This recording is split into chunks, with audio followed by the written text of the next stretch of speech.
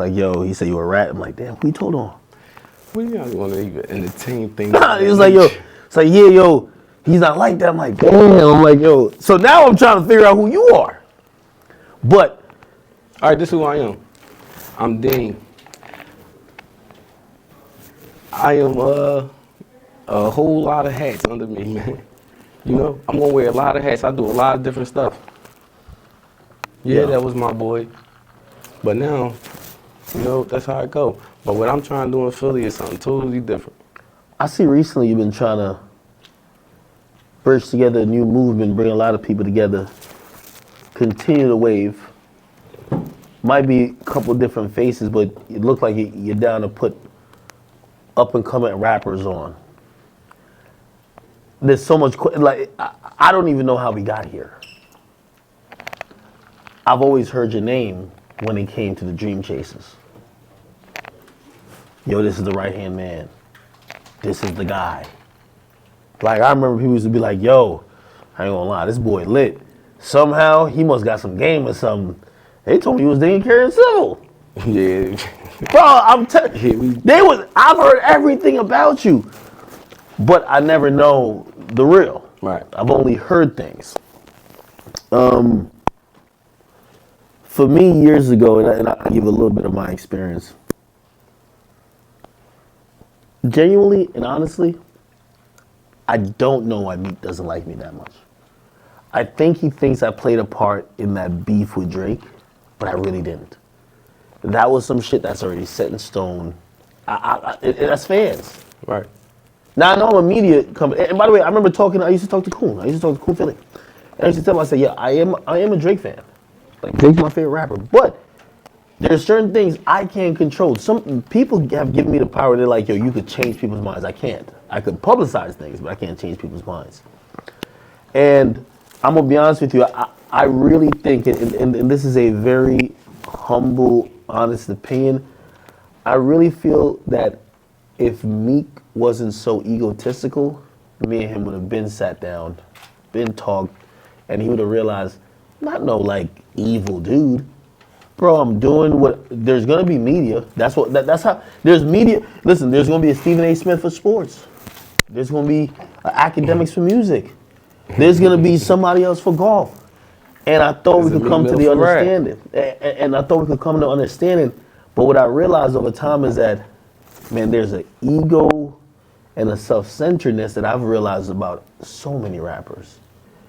A rapper, what I've learned about rappers, and it's been so sad I've learned that about the majority of rappers, they don't view their crew the same.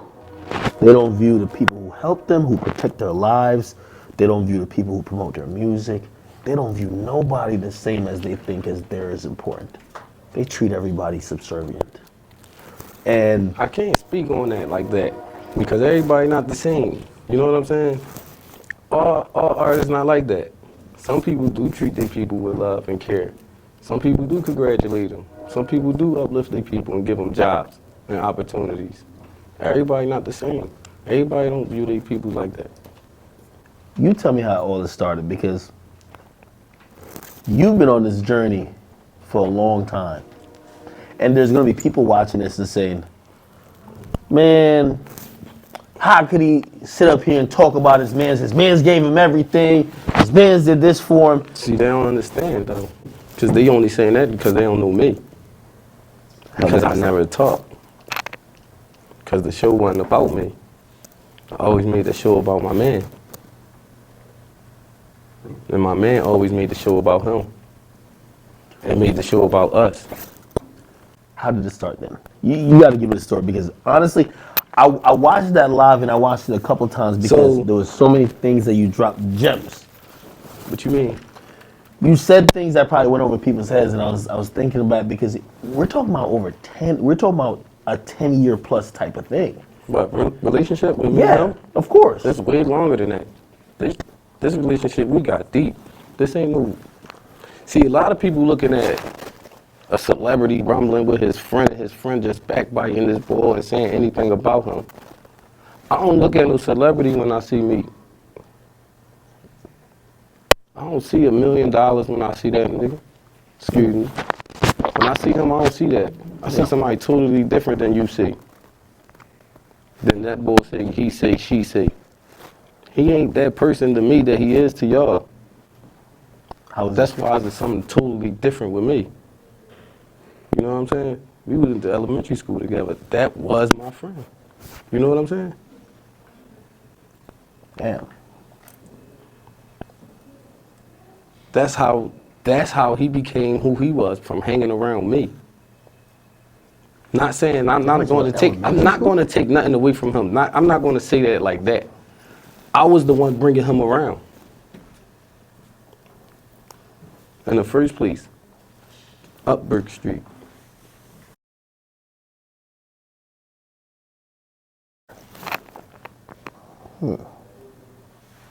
Not to be cool, but that was just my homie. He did for me what I do for him. Now, y'all just don't know what he did for me.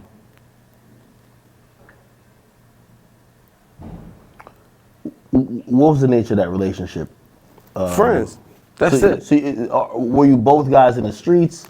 Was okay? Listen, you know, because I'm some street guys like, yo, hey, act ain't in the streets, but yo, act my guy like we want to go have some clean fun. Yeah, right. Yeah, no. Look, we ain't gonna do that. We not gonna take nothing from this kid, from this guy. Yeah. You know what I'm saying? I ain't here to do that. I'm not no hater. Meek Mill is Meek Mill. You from North Philly, from South Philly. You know what I'm saying? Yeah. Fortunately, but unfortunately, he never really had to do anything. You know what I'm saying? And that's a blessing, by the way. Right. He never had problems in the streets. He never had to be inside the streets for real, for real. You know what I'm saying? We was young. By the time we was like becoming the age to take care of responsibility, Meek was already on to something different. You know what I'm saying? I was already on to something different. I had different friends. I was hanging around Chris and Eve. They was my friends too. They were like my old heads at that moment. I used to be around all the older guys. They all took to me. Yo, this my man, he rap too. Bring him. Meek Mill had opportunities before a lot of other people because of me. Chris and Eve allowed him to open up a show because of me. To motivate him to keep on rapping. So, what you're still explaining though is that it's a dynamic of where did the respect for you come from, at least within Philly? Because when you say things would happen on behalf of you, respectfully, Right. how did people view you? As a good dude. I treat people like I treat you, I treat you. You treat me like a regular human being. You show me respect. All right, that's it. I can't do nothing but show you respect. That's it. I'm giving it up. I'm demanding it back. I'm gonna treat you the same way I treat him and her.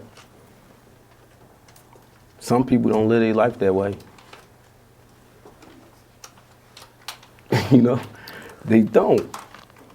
So eventually, you guys get into music, right? I've always been into music. Meek always been into music. I remember going to school in the 3rd grade. He didn't come to school. I went to Meek's house and knocked on his door. Why you didn't come to school? I was in here writing raps. Meek been rapping. He ain't doing nothing that he knew he wasn't gonna do. Did music mess up the dynamic of, because I know that happens, because it happened to my friend group. We all friends, we kind of look at each other as equal, everybody joke on each other, everybody could, whatever. But if somebody becomes successful, now he's seen as the boss of everybody. And then people kind of look at like, bro, we were just friends. Like, that's not how we kind of look at you. That's not how we look at you. Yeah. Because we friends. But then that person might be But like, everybody man, else look at you like that. Excuse me. Now, it's been going on for so long, you want us to look at you like that. Don't work that way. Your mind gonna get lost. And that's what's going on. Was there a moment that you kind of realized it was like, y'all knew you from elementary school, but I could tell you're now looking at me very different than how we used to be just as friends? Yeah, because he became successful and everybody else stopped what they doing and put their dreams into his to further theirs. We believed in the dream. Push this guy to go where we going, and we'll be able to get our jobs, to take care of our kids, our families. We'll be able to get get in those doors way easier once one person get in. I get in the door, you're gonna see how many people coming behind me. Watch how many people be right next to me. That door better fit 5 of us in there at once. I remember watching, at least, you went on Instagram Live and you were getting a lot of shit off your chest. And I remember saying to people, I said, he's speaking a lot of truth, but in reality what I think is these are two brothers who are, they might be distant, but he's hurt. Like what I heard from you, even what you were saying was like you were more hurt and disappointed more than you were like, man, I hate you. That wasn't the vibe. You're absolutely right. Because I don't hate him. Still to right now, I don't hate him. And there was a lot of stuff being said which would make me hate a person, which would make you hate a person. It was things said to me which will make me hate him, you know? Got that in me. I don't got no hate in me. I just deal with situations accordingly. You know what I mean? How did it get there, though? A respect level was lost. How? I can't really say how. I can't really say why. Was there steps? Because I could tell you how. It was because of everybody followed the dream. And everybody fell behind. We wasn't getting in positions. We wasn't getting jobs. We wasn't being able to do certain things. You know what I'm saying? And now we don't have any income coming in. Now we got to figure it out on our own. You know what I'm saying? Like, once you say, I want to do this, and you start doing this, you got to stop. Can't do that. Yo, this guy right here, let's put him on the label. Nah. As soon as that guy blow, yo, what's up? Yo, come into my section in the club. Come to my studio. Come to the house. When that guy wasn't nobody, answer that phone call. You ain't look at him, nothing. So I'm struggling with understanding that because what do you mean things wasn't set up for y'all to essentially win? Right. Like when people look at any type of rap group, and I've said this publicly and I actually sincerely mean it, a lot of rappers, especially when they're rapping, especially about a group, a team, a street, a hood, a block, whatever the case is, a lot of the time that reputation of what people who ain't them have either done or represents that brand is one of the reasons why that brand keeps continuing.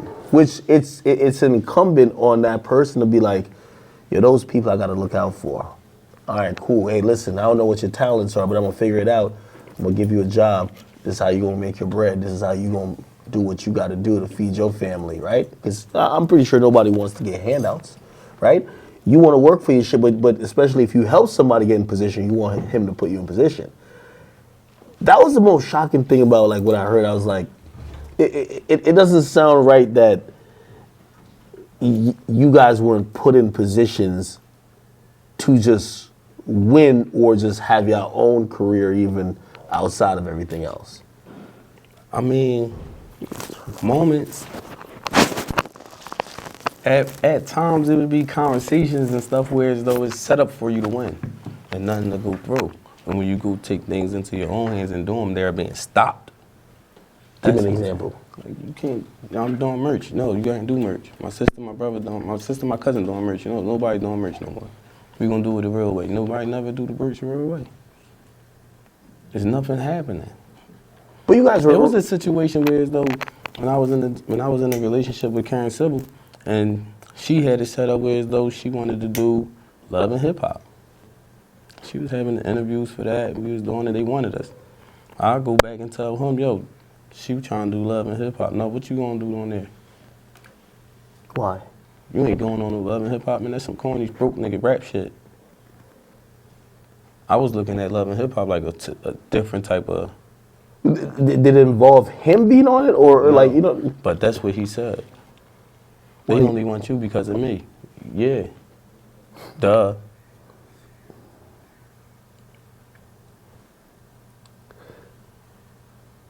Do you think you ever looked at, like, say the Dream Chasers? Because the reputation and what people know of the Dream Chasers, yeah, he's a rapper. But it's also because of your blood, sweat, and tears, your sacrifices. Everybody else has ever repped the brand. I mean, yeah, we definitely rep the brand. You know what I'm saying? Like, that's do you what think we he do. looked at it like that? Because He in looking making at it those like- decisions, you have to take that in accountability to be like, all right, I ain't gonna be on it, but man, the Dream Chasers is not only just me. But the Dream Chasers is just only him. That's how he look at it. Like, this is my stuff. Like, I bleed Dream Chasers too. You know what I'm saying? I represent Dream Chasers. Everybody knew me just like they knew you.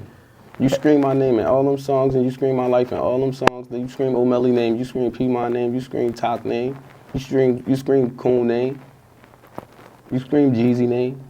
It's ours. We all made this brand. That's like the confusing part, because put it like this. In the initial part where like Meek ain't seen eye to eye with me, let's see randomly I run into you at that point. I'm pretty sure you're standing on everything that Chasers is standing Yeah, on. because that's what I do. This my man right there. When he dead wrong outside, he right. I'm with him. But when we downstairs, ain't nobody seeing it. Yo, why you wrong, man? What the hell? You not like that with your friends? Yeah, I get All it. right, I cool. get it. I So get you it. understand me? No, of course. I Yeah. completely. But I say that to say that's why the people who represent the brand, if they're living the brand, they own a part of it too. It's not just business. Not because you're the rapper. It's like if this guy's down to go to jail behind it and possibly die about it, you can't say this guy can't profit off of it. You get what I'm What saying? was that, man? See, everything wasn't about no profit, though. You know what I mean? I never was like trying to get no profits from that. That wasn't the thing. I was trying to figure out a different way out. I was trying to find something around it. I was trying to find something in it. I wasn't really trying to get something from that. You know what I'm saying? I'm trying to create something from the mud. It just don't get no back. So if you go and chill with somebody and talk to somebody, you don't get that back. They dealing and talking to you because of your potential because of your relationships and their potential relationships. What was the first crack in that like that shield or like really that friendship that made you feel like Fuck that. yeah, like regardless of this guy I knew that I grew up with from elementary school, man, this ain't right. It's something different. I can't have that type of conversation with you because it's a different one. You know what I'm saying? Yeah. It's some deep shit that I feel. You know what I'm saying? And I tell him about it. You know, and I heard you speak about some of the, I don't know if this is the first thing, but you seem very passionate, and I had to really like kind of listen back a couple times trying to understand it, but maybe, and I'm playing devil's advocate too, because I just have to do that. It you seemed don't like gotta do that. You could just be straight up. no. No, hold on, but I got to give his side to ask you the right questions, because you put it out there. You were like, "Yo, you're telling people that I robbed your crib," and I said, Yeah. So now all right. Now we're gonna get to this right now. All right. "Did you?" No. Never took a red cent from that boy, and never would. Why would you think that then? Why would you think that, beloved? Axie, beloved, why would you think that? I have a theory. What? I think what happens is that when you are somebody with a lot of money, a lot of wealth, and something happens, trust me, play this. I've had things that happen that, I understood, but my mama will come around and be like, yo, it's one of them people you know. You know what I'm saying? Right. Something probably did happen to his house, but he's saying this got to be inside. So now he's looking at all y'all who are his friends, and he says one of y'all are doing something. So you don't think that I would be one of them that'll be hearing that one of y'all is doing something, huh? That's what I'm got a problem with. Why did he pick you? Why do you think it was you? Well, I never heard that they thought it was me until after I came home from jail. I did 4 years in jail. I seen them rumors before I went to jail. I never paid it no mind because I didn't think it was no truth to it. Has he ever accused you? Never accused me. I thought that was just some rumors. Man, that boy house got robbed. I was been the one that's trying to figure out, yo, why y'all rob my friend, man? How was wrong with y'all robbing me, man? Y'all taking my shit. Y'all better get that shit back, man. We gotta get that shit back, man. I heard from the grapevine, people attempted to rob him multiple times. No, at least they rob his didn't. crib. Or rob his crib. Yeah, I don't know about none of that. I never even knew that his crib got robbed. Never knew that. Only thing I heard about being robbed was when they was trying to say that he robbed Nikki's house. And then what did he say? Fuck, I'm gonna have to rob her house for. Right? Yeah, The fuck I'm gonna rob his house for? Well, I'm gonna get some clothes, a belt or something like that. I was the one with the book bag. I was the one with his book bag. But you guys' relationship must have been strained if they would have thought it was you. I was the one with the book bag. I would have left What with that mean? all the jewelry in it, with the money. I was the one carrying it and shit sometimes. I'm the one that he trusts. That ain't nobody gonna take it from. That he gonna get everyone, every chain, every watch, every dollar that he put in here. He trusted you like that. Yeah, I knew the code to his house, but I'm gonna have to rob it for it. Ain't nothing in that house that's worth anything to me but him and whoever else in it. None of the material or none of the paper, none of that stuff is worth nothing to me. Why would anybody think you did that? Beloved, why would you think that? You don't have the answers to that. You're still wondering why. You heard me, man? I don't never want what's nobody's. I'm gonna go find a way to go and get it myself. Maybe you thought you was like, yeah, this nigga, he think we I should be don't getting want paid what's more. nobody's. He knew that. Everybody knew that. You know that? You know that? I'm gonna go find a way for everybody to get money. Legitimately.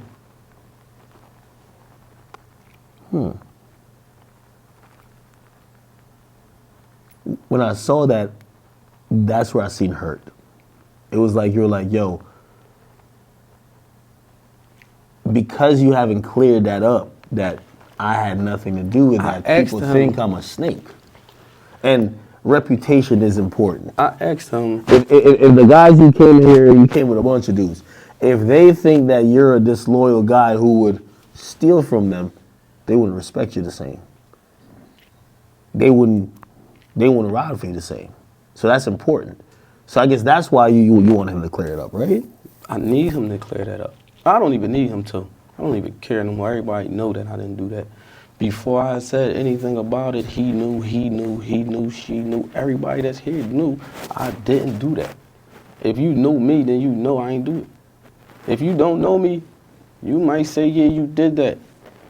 Then your homie had all this money in there, you went and took that. What was took, I don't know, I didn't even know his house was robbed. I never robbed no house. I never robbed nobody for the fact of the matter. Man, I'm not no taker, man. I'm not no robber. I ain't never been that.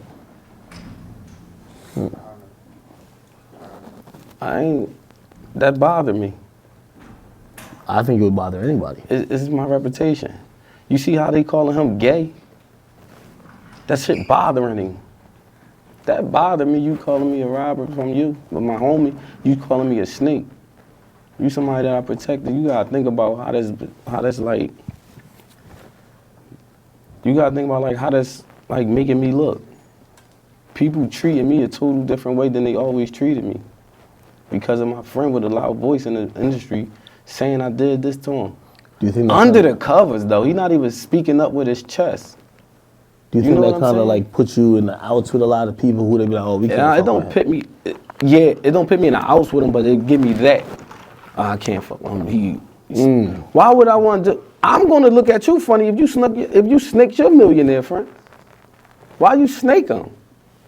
Why you do that? That's corny of you. I would understand anybody being mad at me if I did that, but that's not the scenario. Did you ever try to get to the bottom of it, that he Yeah. could feel a piece? Every time I say something about it, you still talking about that? Yeah, motherfucker. That shit hit different.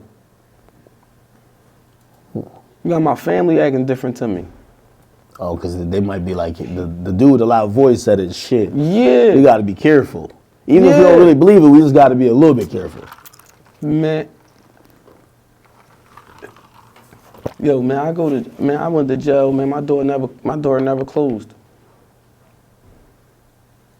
I do whatever I want to do. The COs let me do whatever I want. Now I went to jail this last time. I pulled and robbed this dude's house. He saying all this stuff. All these people that follow this dude follow me. No, we from Philly. I'm in Pennsylvania. All the people listen to you, and they don't hear me. And you saying this, and I ain't defending myself. It's not cool. Everybody know each other. Everybody running around whispering about me. You know what I'm saying? I don't know nobody, but everybody whispering about me. Dean did this, Dean did that, Dean did this. I ain't do none of that shit they talking about. What the fuck they talking about? I don't know who to trust. I watch my back from everybody. There was a point where I'll watch the little YouTube videos, and I guess there was other members going live, and they were like, Meek kicked Dean out of the For what? Traces. I still don't know. I'm asking you. For what? I have no I'm gonna idea. be kicked out. When I got kicked out. That seemed like a fall. You just seen that. You see me step away. He publicly recently distanced himself from Vori. We've seen certain moments where he's like, "Hey, this person ain't part of it. If anybody fucking with that person," When he said that about Dean. Never really seen that, but it seemed like I seen like a video of what do you call it again? Transcendent Shady. He was like, "Yo, man, Dean got kicked out, blah blah blah blah," and he was saying some stuff, and I was like, I'm wondering what the hell happened in those moments where you stepped away, right? If you say you wasn't kicked out, you stepped away. What happened? Transcendent Shady, you funny. Hey, I just didn't feel love being reciprocated, like coming back towards me. I just felt like it was just like a one-way street. How? In no situation It's like you don't feel like he cared about you? nobody. Like how? It's always just that way. It's just always we just going what you doing. You never like it's just no love around that way. You know what I'm saying? Just ain't treating people with respect, I feel. Like, or me, personally. You know what I'm saying? But if I'm looking at the hierarchy, you seem to be one of the closest members to him. So if anybody was gonna get some love shown to them or have a better experience, it would be you. So like, why was your experience not what that I'm good? saying is it's always about you. This ain't about you. Oh, okay. Get out of here. You don't ride for your friends like your friends ride for you. Okay, but if I'm playing devil's advocate, but if I'm the bag, you know, it's a lot of shit gonna be about me. Yeah, it is. What you mean you want it to be like? You want me to ride for you? How? Tell me. I mean, when it's like time for you to go to court and stuff like that, everybody there. I go to court, everybody would call me and say, "Yo, what happened at court?" I mean, what the hell? I'm in court because it's shit that you can't even really talk about. You know what I'm saying? Yeah. But it's just not like you don't want to be around somebody that's just treating you less fortunate. If you making me feel like less of something, get the fuck out of it. This ain't my situation. So I felt like he was treating me less than I needed to be treated. How? I don't have any say-so. You know what I'm saying? I can't do certain things.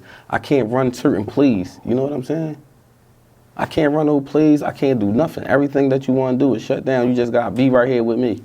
Okay. No, I can't run a play. I can't I can't book a show. Well, okay. I can't get nobody on verse. I can't get nobody signed. Okay. So now I'm gonna play devil's advocate, and you explain to me. Well, you my mans. You around because you do whatever, but I'm already paying you, my nigga. Paying me what? Well, I would imagine. Paying me what? You're getting paid. For what? He ain't paying me nothing. You're not just around him because that's your friend. Yo, man. Hold on. I'll give an example, right? I pay my mans over there, right? You I get pay Red Bull, beloved. I pay my man a salary.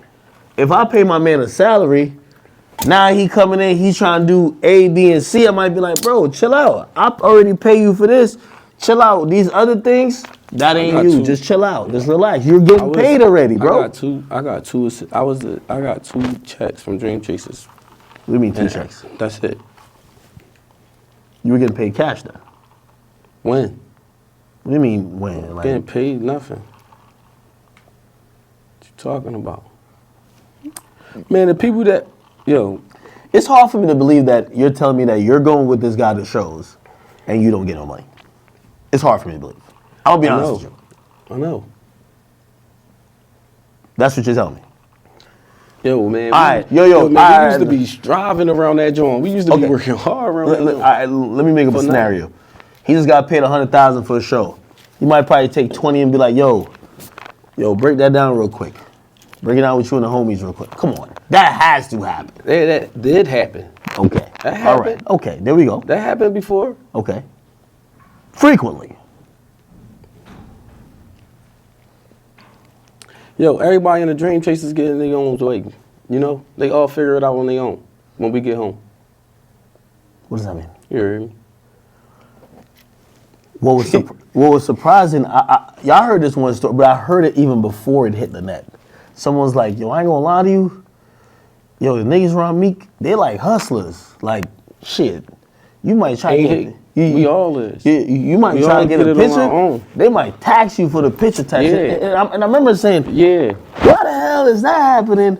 Because I know Meek got all these niggas as millionaires. Why the hell is the millionaires hanging out with the other millionaire charging people for pictures? And then when you started speaking... we become millionaires. We selling water to that well. Did you find it odd that I never sold a picture, personally. But that was part of this, the way to get at least some money because he's not paying y'all. Like, what was your role? At one point, I was the assistant manager. Okay. I got 2 checks for that. I got signed on to that job as soon as I came home. What's my job? What I do. Never was told what I do, just help out Phil and Coon. Whenever they say they need something done, do what they do. I'm tagging along behind Phil and Coon, trying to watch what they do. They don't do shit. We don't know. Dream Chasers wasn't ran. That shit just looked like it. But you at least made like 100 bands off that. Off what? You have a job title at that point. I got 2 checks, I said. Why you keep acting like you don't hear me yet? Nah, I hear what you're saying. You can't hear me. No. But I'm talking music business because I pay my people. Like, listen, that's what I'm trying to tell you. Because listen, well, I know the people who work for me. They got families, they got kids, they got rent, they got this. And the last thing I want is somebody to tell me they ain't a jam. Hey, listen, I need a paycheck. You need a handle. You a man. That's not. Yeah, no. Look, we men. We gonna go figure it out on our own. That's what we do. That's what I do. That's what I did. That's what I'm doing. That's what everybody else doing. It's not up to him to make us millionaires or. I would be resentful or have a bean up in our account or something like that. That's up to us. You know what I'm saying? But if I'm helping you work, but now what I'm saying to you is, like people that be with me, when I have them do a favor for me or be with me out that day, I make sure that they got some money when they go home. There's a little guy out there with me right now. I have him working around the studio doing things for me. Running, going to the store for the artists when they come in. When he go home, I make sure he got some money to put up. That was the 100, same thing. 200, 300, you never know. Same thing Meek probably did for you. When? I mean, That sounds unbelievable, bro. I'm gonna be every honest day with you. You I'm said telling one. you, what I'm telling you is it's a lot of times. It's a lot of times that a lot of things look great when they wasn't. You know what I'm saying? You had mentioned something about. What I'm saying is, it was a lot of everything in the Dream Chasers wasn't bad. That shit was lit the fuck up. We lived it the best. Nobody did it what we did. We created people. A lot of people out here doing what we did, trying to live the life that we lived. You know what I'm saying? That shit was lit the fuck up. We was doing what we do. It just looked like we was all balling. We ain't had no. He said that too, though. He basically, what I listened to, it was like, What we had, we out here and called for. You know what I'm saying? We was trying to figure something out. It just didn't work out. I'm not mad at Meek. I'm not bitter with him. I got a lot to talk about. We could talk about Meek till this shit over. But you want to get to know me, there's a lot of me to talk about. we got to get to that. Yeah, I'm doing a whole lot. I did a whole lot. I've been through a whole lot. I was shocked by, and I think, you got to remember, there's a lot of casual fans that's never seen how people deal with their. I just when I was working with Peasy. I just was managing Peasy. Those connections in the industry that you've built by being around, those still are working for you, and you're still being able to leverage it, clearly. I mean, Peasy wasn't in the industry when we met. He was in the streets. I mean, he was from Detroit. I had a girl from out Detroit that I used to deal with. I used to go out there all the time, and he used to talk to me, yo, tap in, holler at your boy. I tapped in and I hollered at my boy. We created a good relationship. We locked in with each other. I went to jail. He still talked to me. He went to jail. We still talked. We both came home. We linked up and got some money. Hearing you on Instagram Live, that seemed like a very popular theme. Of you looking at people before they hit their peak success and saying, I fuck with you. I want to do something with you. I want to work with you. Like, you had mentioned, I forgot what the rapper was. He was like, yo, I'm telling him, like, yo, you got to fuck with this guy. This guy's cool. Like, nah, I don't want to do it. Person blow up, and then you see. Who I seen that happen with? Well, number one, but that told me you could have been an amazing A&R. You are an amazing A&R because I appreciate that. If you could see the talent early before everybody else sees it, and you tap it in with them, shit, you just need somebody to listen to you and be like, yeah, let's get this nigga under the fold. Like he sees some, he sees something in him. Let's get that guy under the fold. Like that guy gonna be something. Is a kid in Coatesville, Pennsylvania. Where? Coatesville. Coatesville. Never heard of it. Fire. No confidence, really. Super fire. Good friend of mine. How do you find him? Jail. Find him in jail? Prison. Really? Is a kid from 24th and Burks. Fire. It's a kid right there from West Philadelphia. Fire. That kid right there, he fire in his own right. They just need people to get him up there to listen to him. I was that person to get him up there to being listened to. Nobody, he wouldn't listen. He won't listen. Was at any point you're like, man, because you kind of have a gift for that. Like, you know what? Man, I just got to try to get him to try to understand what I'm seeing.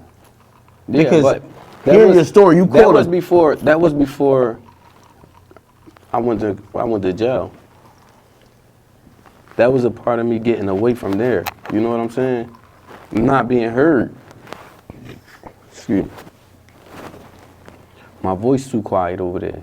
I'm not being heard. I'm not being respected. Let me get away from there and do my own thing. I got away from there and started doing my own thing. Unfortunately, when I was doing my own thing, I had some legal business going on. I was finna go to jail. I went to jail. I did some time. Now I'm back home. I'm back to doing what I was doing. You know, I got away from there to create my own thing. I went home and I I heard said, Leak paid for your lawyer. When you hear that? It was $50,000 for somebody. Yeah, that was for my bail. Thank Still you. something. Yeah. He paid for my lawyer. He paid to it.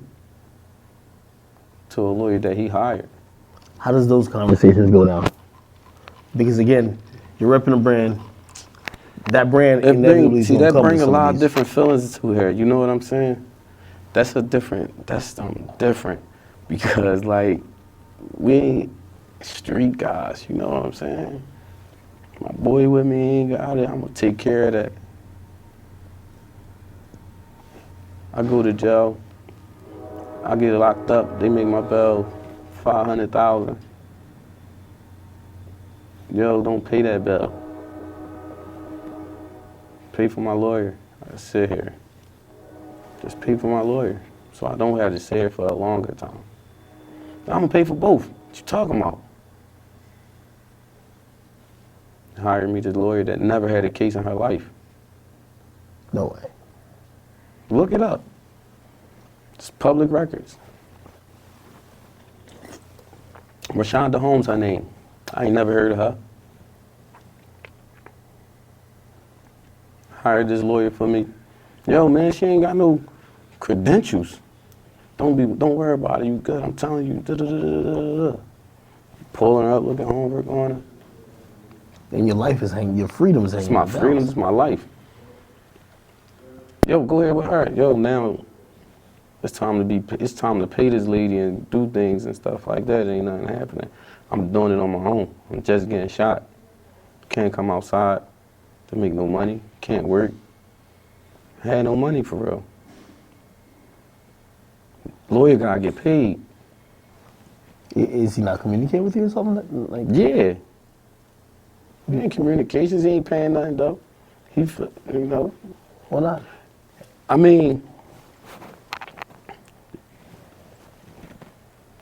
I don't know. You gotta ask him. If one of my guys get in some trouble right now, I'm paying their lawyer. I'm paying their bills. They ain't got it. I'm making sure they situated. Am I lying? People get locked up. Do they call me? I come right through. From the streets. We from the trenches. I come from a different type of era. Ain't nobody left behind. We come from a brotherhood. He knew that. Damn. So there's a lot of things that kind of culminated into that. Yeah. I got shot.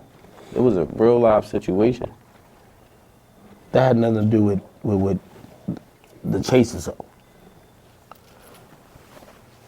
I don't know what that had to do with it. But I know I got shot, and locked up, and I was falsely accused. He ain't helped me. He ain't say nothing about it. He ain't shed no light on it. I just went to jail.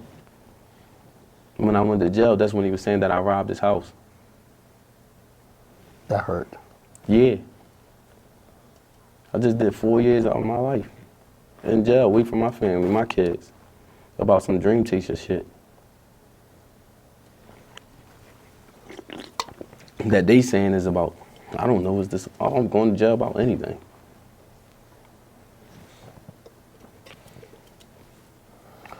Why does when he characterize He you? do all of this, he say all this activist stuff and do all of that stuff.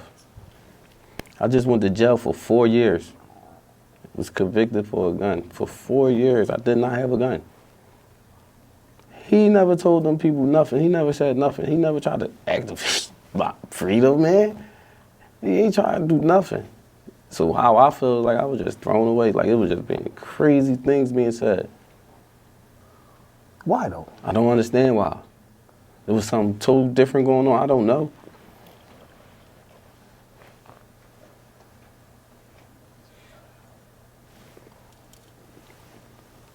You must have did something. When he speaks about you now, He speaks about you Like very I'm a provocatively. snake. He speak about me like I'm a snake, like I'm a scum of the earth, right? X and Y. He uses certain adjective, basically says that guy wasn't He ain't nobody. good. That guy didn't really help do nothing. All he did was I helped him. He's not like that. I've heard terms of he's a rat, he's a pussy, he's not, and he's on drugs, and I'm like, again, I still think he's hurt too. I think I've always said about me, I think he has an ego that, like, I could tell even me, dude you having this conversation. Look. He's not a bad guy, right? But he just don't have good ways. You know what I'm saying? He is hurt. Y'all looking at it like a celebrity is just arguing with his friend. This is not no fucking Shock Glizzy and Ant type of situation. That's my brother. You know what I'm saying? Y'all looking at two niggas rip. And y'all trying to hear a story that can't be told and shit, it'd be crazy. Because it ain't no, you know what I'm saying? Like, y'all looking at two brothers rip. So when you asking me stuff, I'm saying stuff, but I'm holding back from the stuff that I want to say. You know what I'm saying? Yeah, I get it. So it's kind of a different story. Like, you ain't asking a question to get right to it. You know what I'm saying? You mentioned that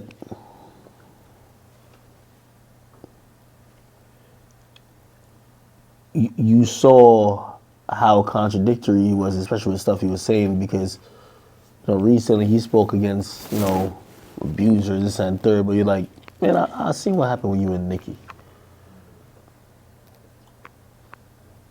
You were around for that relationship. Yep. She's alluded to things. That's one of the things I don't think people ever really understood what was the nature of their relationship. Far as their relationship, it was in a Well, relationship. it was in a relationship, but you had mentioned, man, you threw her outside, man. You spit on her. Basically, alluding to, you treated that woman in a way that you wouldn't treat a woman. If you're around them, because this is going to be the question that people ask. All right, cool, you're saying this now, but did you just let that happen? You just watched him do whatever to a woman, even if it was his girl, you just let that happen and you just like co-signed it? It ain't no letting it happen when it happened. This is, he arguing with his girl. How can I stop him from arguing with his girl? I don't know he ready to do what he ready to do. You know what I'm saying? When it's being done, oh, break this up, let's do this, go this way, you go that way. I can't stop it from happening. I don't know what's ready to happen.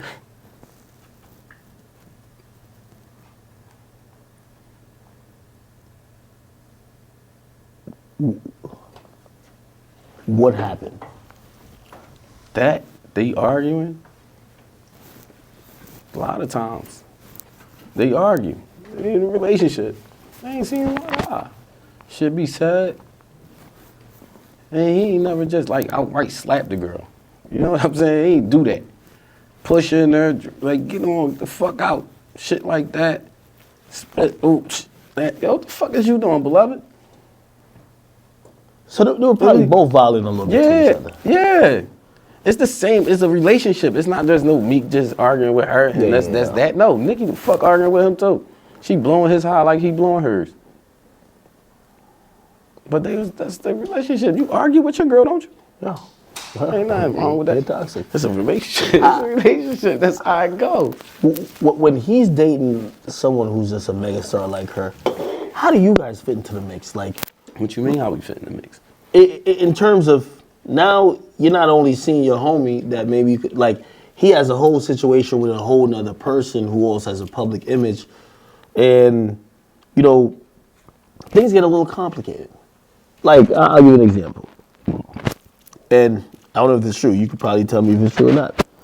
Things got lit the fuck up when he was messing with Nikki. What do you mean? Things just got better. Got better. Yeah. Well, it got boring too. Things got boring too. Things was lit already. I always heard, it got boring too. and I don't know if he was around that time. I always heard that when the whole thing with Quentin Miller happened, That was Nicki that incited that. Wow. What you hear that? I heard it from some very close What did you source. hear? I'll tell you what I heard. Meek and Nicki in LA, they driving, they see Quentin Miller and the girl walking down the street. They head to the Nike store. When they head into the Nike store, Meek pull over because they want to go holler at him. It wasn't like, oh, we're going to beat him up, we was going to holler at him. They go holler at him and be like, yo, because I think he wrote a letter saying that Drake didn't do whatever. He never wrote for Drake, blah, blah. They confront him like, yo, why you lying, this and third, whatever. And after that, and I don't know who those, like, you know, I heard names, but people went there, came back to the car, be like, yeah, we confirmed this and third. And I heard Nicki was just like, damn, that's it? That nigga's just gonna let him leave? That's what I heard. I don't know that story.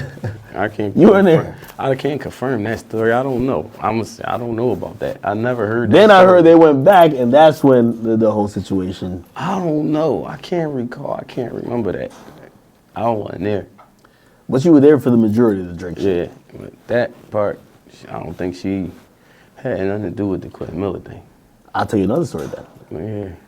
And this is a very popular story, and I won't give up the name. I'll tell you off camera if you want.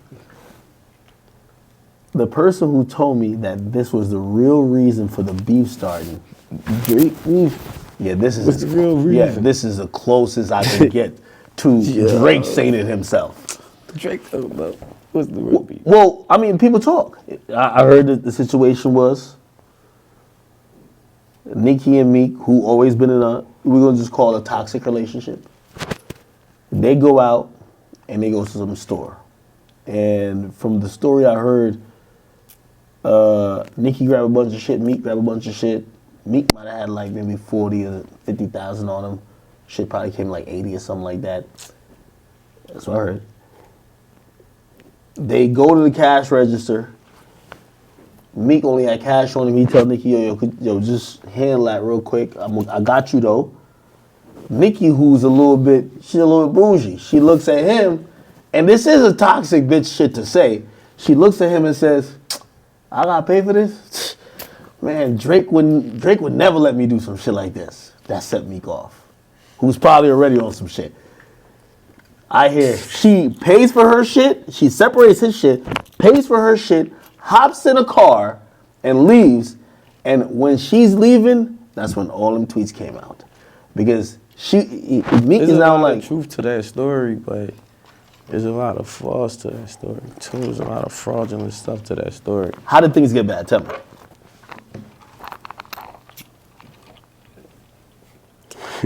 Seriously. It's water under the bridge at this point. No, I know, but it was like that. It was like that. It wasn't them type numbers, but, you know, she never said those things. Well, to my knowledge, I ain't hear that. You were there? Yeah. Okay. And I ain't hear that. I don't know if she said that. I don't know if she didn't. I didn't hear So that. this all I happened didn't at hear a that store, part. basically. Yeah. We left the store. They was arguing outside. They was inside. They got their feelings. Everything was cool. They get to arguing like normal stuff. We was on pedal bikes. We was riding pedal bikes. What? Yeah, in Miami. Oh, this is Miami. Yeah, we was in Miami. Me, Meek, and Cool riding pedal bikes. We on our way back Like to city our bikes hotel. type shit? Pedal bikes, like regular bikes. I can't even imagine niggas riding pedal bikes. That's not Yeah, crazy. we used to come through the streets like that. Miami Beach? Yeah, just us three. Oh, shit. Meek at the top of his career, no security, riding through that pedal bike. People could touch that ball. That's why he was so strong like that. Nothing happened. All the jury. When you moving with him at that time, if y'all got no security, you like, man, something happened. Because He is on security, though. Like, he ain't no chump. He is on security. You know what I'm saying? Yeah, I'm in super security. He is on, though. So they start arguing. When they arguing, what are you doing? Are you just like, yo, man, here they go again? Yeah, type shit? yeah, exactly. You blowing mine. I'm trying to... Shit happening again. People Now it's leading outside the store shut down though. But they in there, so ain't nobody else in there. They shut down. You always had a good relationship with Drake, though, I would think. Yeah, we did. We had a good relationship with Drake. We see Drake mess with Drake in his squad. Chubbs, Rocks, they was the guys. We mess with them guys. You know what I'm saying? We mess with Drake. Everybody had their own relationships with different people in Drake crew. You know what I'm saying? So the argument starts, how did the fuck you get to the tweet? It did.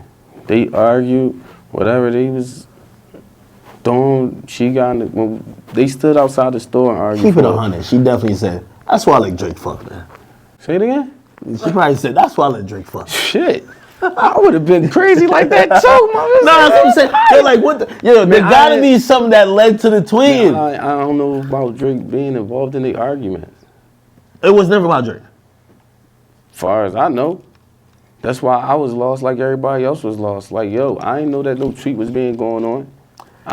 It was an Instagram. It wasn't a tweet. But while we riding back from the store, when we going back to the hotel. When you in the car. Listen, when we going back to the hotel, we not in the car. We on a pedal bike. Oh, shit. We on pedal bikes. He wrote that tweet on the pedal bike? Yeah. Oh, that's amazing. Like this, leaning on the handlebars. Yo, no. No way, you're lying. Look at this. Look at the post, bro. He had on a blue Belargo shirt. Shout out to Belargo. Shout out to Tiff Belargo and stuff like that. I was getting paid to work with them. That's a different story. No. I heard that, so I want to get into that too. But we was riding our pedal bikes back. We was staying at the one hotel. We riding back up. Me and Coon first, I'm second. I'm trying to stay close to Meek. He playing the back, but I'm trying to stay close and pay attention to what's going on. And he riding, he just doing this. Phone dead. Coon phone dead. We been out all day. We get to the hotel, take him to his room. Me and Coon go to our room. Is he drugged up? Is he liquored up? No. He's sober? Yeah. Probably drunk some lean the night before and shit like that. Probably, you know. Because I always blame it on the perks of that Probably, time. Must have been like 30. Yeah, he had the shots. Everybody got their shots. I take a little liquor. You know? Yeah, you do your thing. Take a little liquor in there, you He know? do his thing, you know. Yeah. But, you know, he wasn't, at that moment, we just got finished riding a bike all day. Really, we was on our exercise. We was working out for real. You know what I'm saying? We did our thing, riding back to the hotel. We ready to get dressed. We ready to go out, chill, whatever we ready to do for the night. Our daytime was over. I get to the room, Coon gets to the room, we plug our phones up on the charger. As soon as they come back on, they're like beep, beep, beep, beep, beep. All these messages. Everybody calling. Yo, why are you letting him do that? Do what? The hell you talking about? So he wasn't talking me out by it. Man, fuck this nigga Drake. Man. No, man. You won't hear me? We get back and we get in the phone calls like, yo, why did y'all allow him to do what? What the fuck is y'all talking about? What did he do? Go to his page and see this. I go to his page, and they done posted up a whole long ass story about this dude. And I'm sitting there and I'm reading and I'm like, yo, what the fuck transpired between him and Cuz? Like, what the fuck happened? I walk over there to Cuz' room. I go back to his room. Do that for me. Sitting there like, it's done. It's done. Fuck it. Fuck him. That's what it is. Did it? All right, cool. We got to stand on that. Now, whatever happened, happens. That's how it is. Damn. How you do that? Man? All right, fuck him. I would think that's a group decision type shit. It wasn't no group decision. He made his decision. That's what he stood on. And that's what we stood on. You know, talking And to... anything would have went against that, then that's what it would have been. But he made that move, and that's the move we ran with. Talking to Cool Philly, like, I saw you had a relationship with him. He would call me after Meek would say something, and I quickly realized that y'all didn't make group decision. Y'all, it was basically whatever Meek said, y'all had to just run behind in terms of, all right, I guess that's what we rocking with now. Oh, we ain't had to do that. Well, but obviously y'all being loyal. Y'all ain't had to do, but y'all being loyal. That's it's what like, it is. Shit, like, all right, if that's what it is, fuck it. Yeah. We stand on it, let's go. Yeah. Yeah. That's how I am with all my guys. Pound right there. Pound say, ding, we out. Yo, we out. I got to go, my boy. I'm dipping on you. Yeah. Rest, we out. So We rocking with each other. If I say, yo, we out, we out. We gonna rock with each other. I heard about a Toronto incident. Well, actually, Drake. I've never talked been to about it. Toronto, so I can't talk about that. Okay, so I didn't. Okay. All right. So you didn't rob the house. When's the last time you talked to him? Because, like, again, y'all brothers, bro. The last time I talked to him, 101. We not talking about like some middleman. We not talking Like, about no, 5 niggas trying to press like- you. like, what? Press me. Well, I don't know how we Chill, get down. I beloved. don't know how you get down. I really don't know. You know what I mean? No, listen. Ain't nobody gonna never. You ain't gonna never hear about somebody pressing me, beloved. I mean, I'm gonna be honest. I seen Meek talk. Like, have you seen him on the gram recently? You need somebody. He was driving around 206. It looked like everybody was locking doors, looking through the blinds. Like, I hope Meek don't pass by my block. Like, I don't know. I'm gonna be honest with People you. want to see Meek Mill, man. That is a superstar. You understand that? They want it. Yeah, Please come to the hood, man. But you got to realize the perception of Meek is playing the perception games. When he posts on Instagram, we have listened to his raps for 10 to 15 years. We think this guy is. We think when he talk, because he talk big. Like, yo, he said some shit. I ain't gonna lie to you. Poundside Pop hit me, and I was like, he said, yo, I was just checking in with you, make sure you're good. I'm like, nigga, I'm trying to check in to make sure you're good. Nigga said he had $1 million to make sure. He's like, I'll have $1 million to wipe y'all off the map. I'm like, God damn. Right there, make sure pound good. Yeah, but still, I'm just saying, when you see, you know Meek Mill. When you see Meek on Instagram saying he got $1 million to wipe a family off the map. Man, he just talking. He just trying to sound decent, man. He just trying. He don't No. mean that. Hey, Yo, listen, he ain't gonna never do nothing like that. He never giving nobody. He's not a harmful person. That's just some persona No, thing he's stop doing. it. That's just internet. Did If he you come to see him online? Philadelphia, He said can he's see willing that to young- die over the beef. Yo, that is cap. It ain't no beef. Stop it. Y'all ain't see that? So everybody ain't gonna act like they didn't see. He said, Yeah, he I'm said willing that. to die over this. Yeah, but there's no beef. He's just saying that. I don't know what he had to prove. We trying to figure that part out. You've been around him a lot. You've been around him a lot. We doing business. Like, I'm not here to be in no beef with him. I'm here to open up a door But is that for his these guys. personality though? Yeah, what? Maybe he'll just What's crash his personality? out. He ain't no Like crasher. he'll come to your block, just do some crazy shit. That's not. Erase it off the map. I don't know. That's not Meek though. He just mad right now. He just in his feelings right now. Meek Mill just talking right now. Y'all need to understand that right now. You hear me, beloved? Am I lying, Meek Mill? That is some bullshit that he's talking. He just like, he's angry right now. Numbers not high. He's in his bag. We know that. Are you ever fearful because of his power and his reach? Who fearful? Anybody like you? Are you? Yo, this is entertainment, beloved. Ain't nobody fearful. Ain't nobody worried. Everybody is doing business. When he tweeted, "I'm finna come back in Philly at 10 o'clock," I feel like that was like a curfew. Downside Pop go home, right?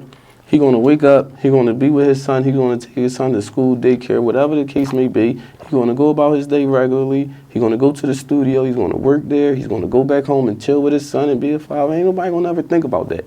Nobody doing nothing to them. They gonna keep on working and being great.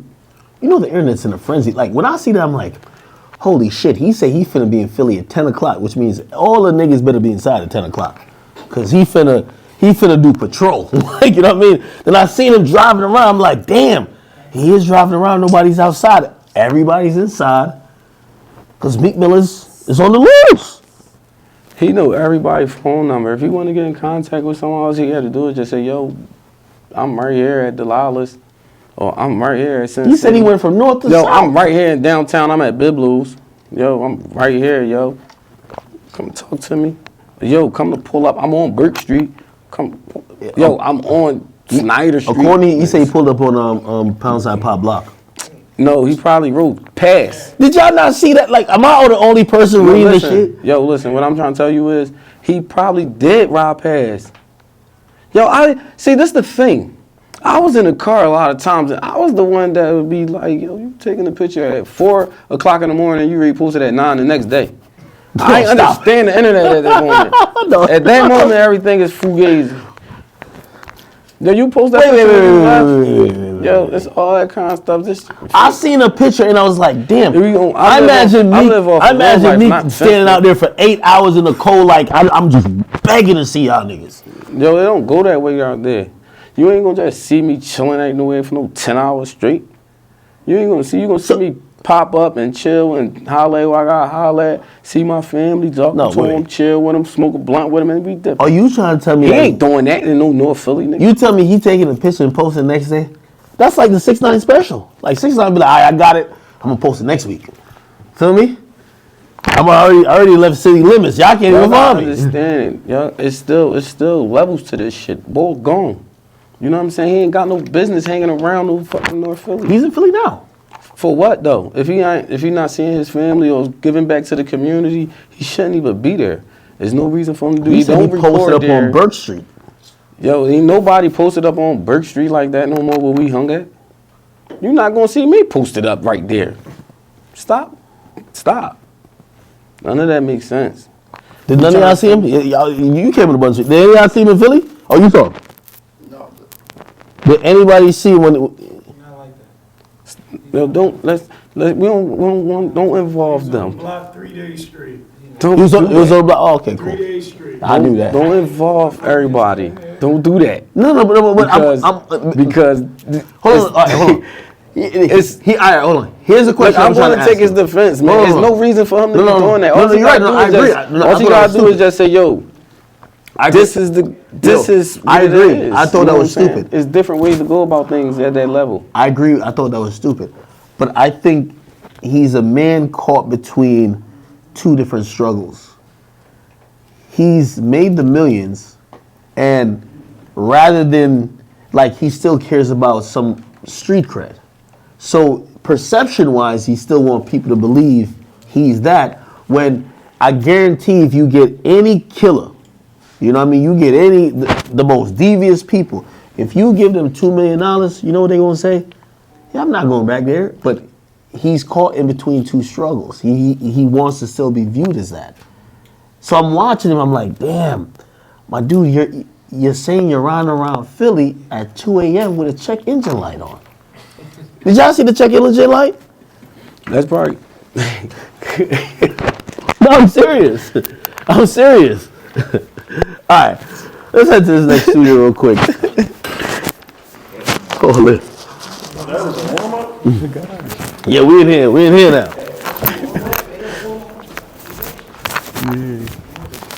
Let me. Woo! Damn, I look good. Let me get the light, man.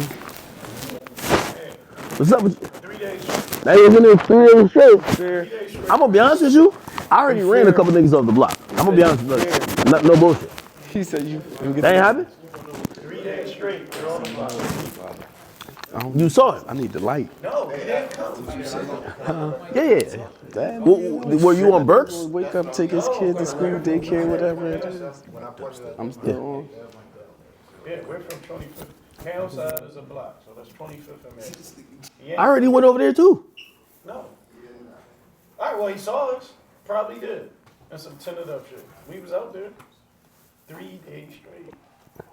Nah, I already got out, had a photo shoot real quick. No, somewhere. Hey, yo, Ponzai, you know when you hit me like, yo, act you good, I'm like, nigga, are you good? Nigga, I thought he was in front of your house like, I told you this nigga not like that. You know where I was at? Hey, let me get on camera. You know where I was at? I was on my block, posted up like this.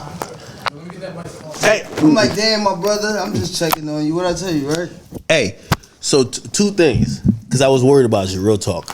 And before we get Dean back on here, honestly, I was worried about you because in reality, I think you're a talented artist. Yeah. And you know, this is hip hop, so sometimes there's gonna be some controversy, some shoulder rubbing.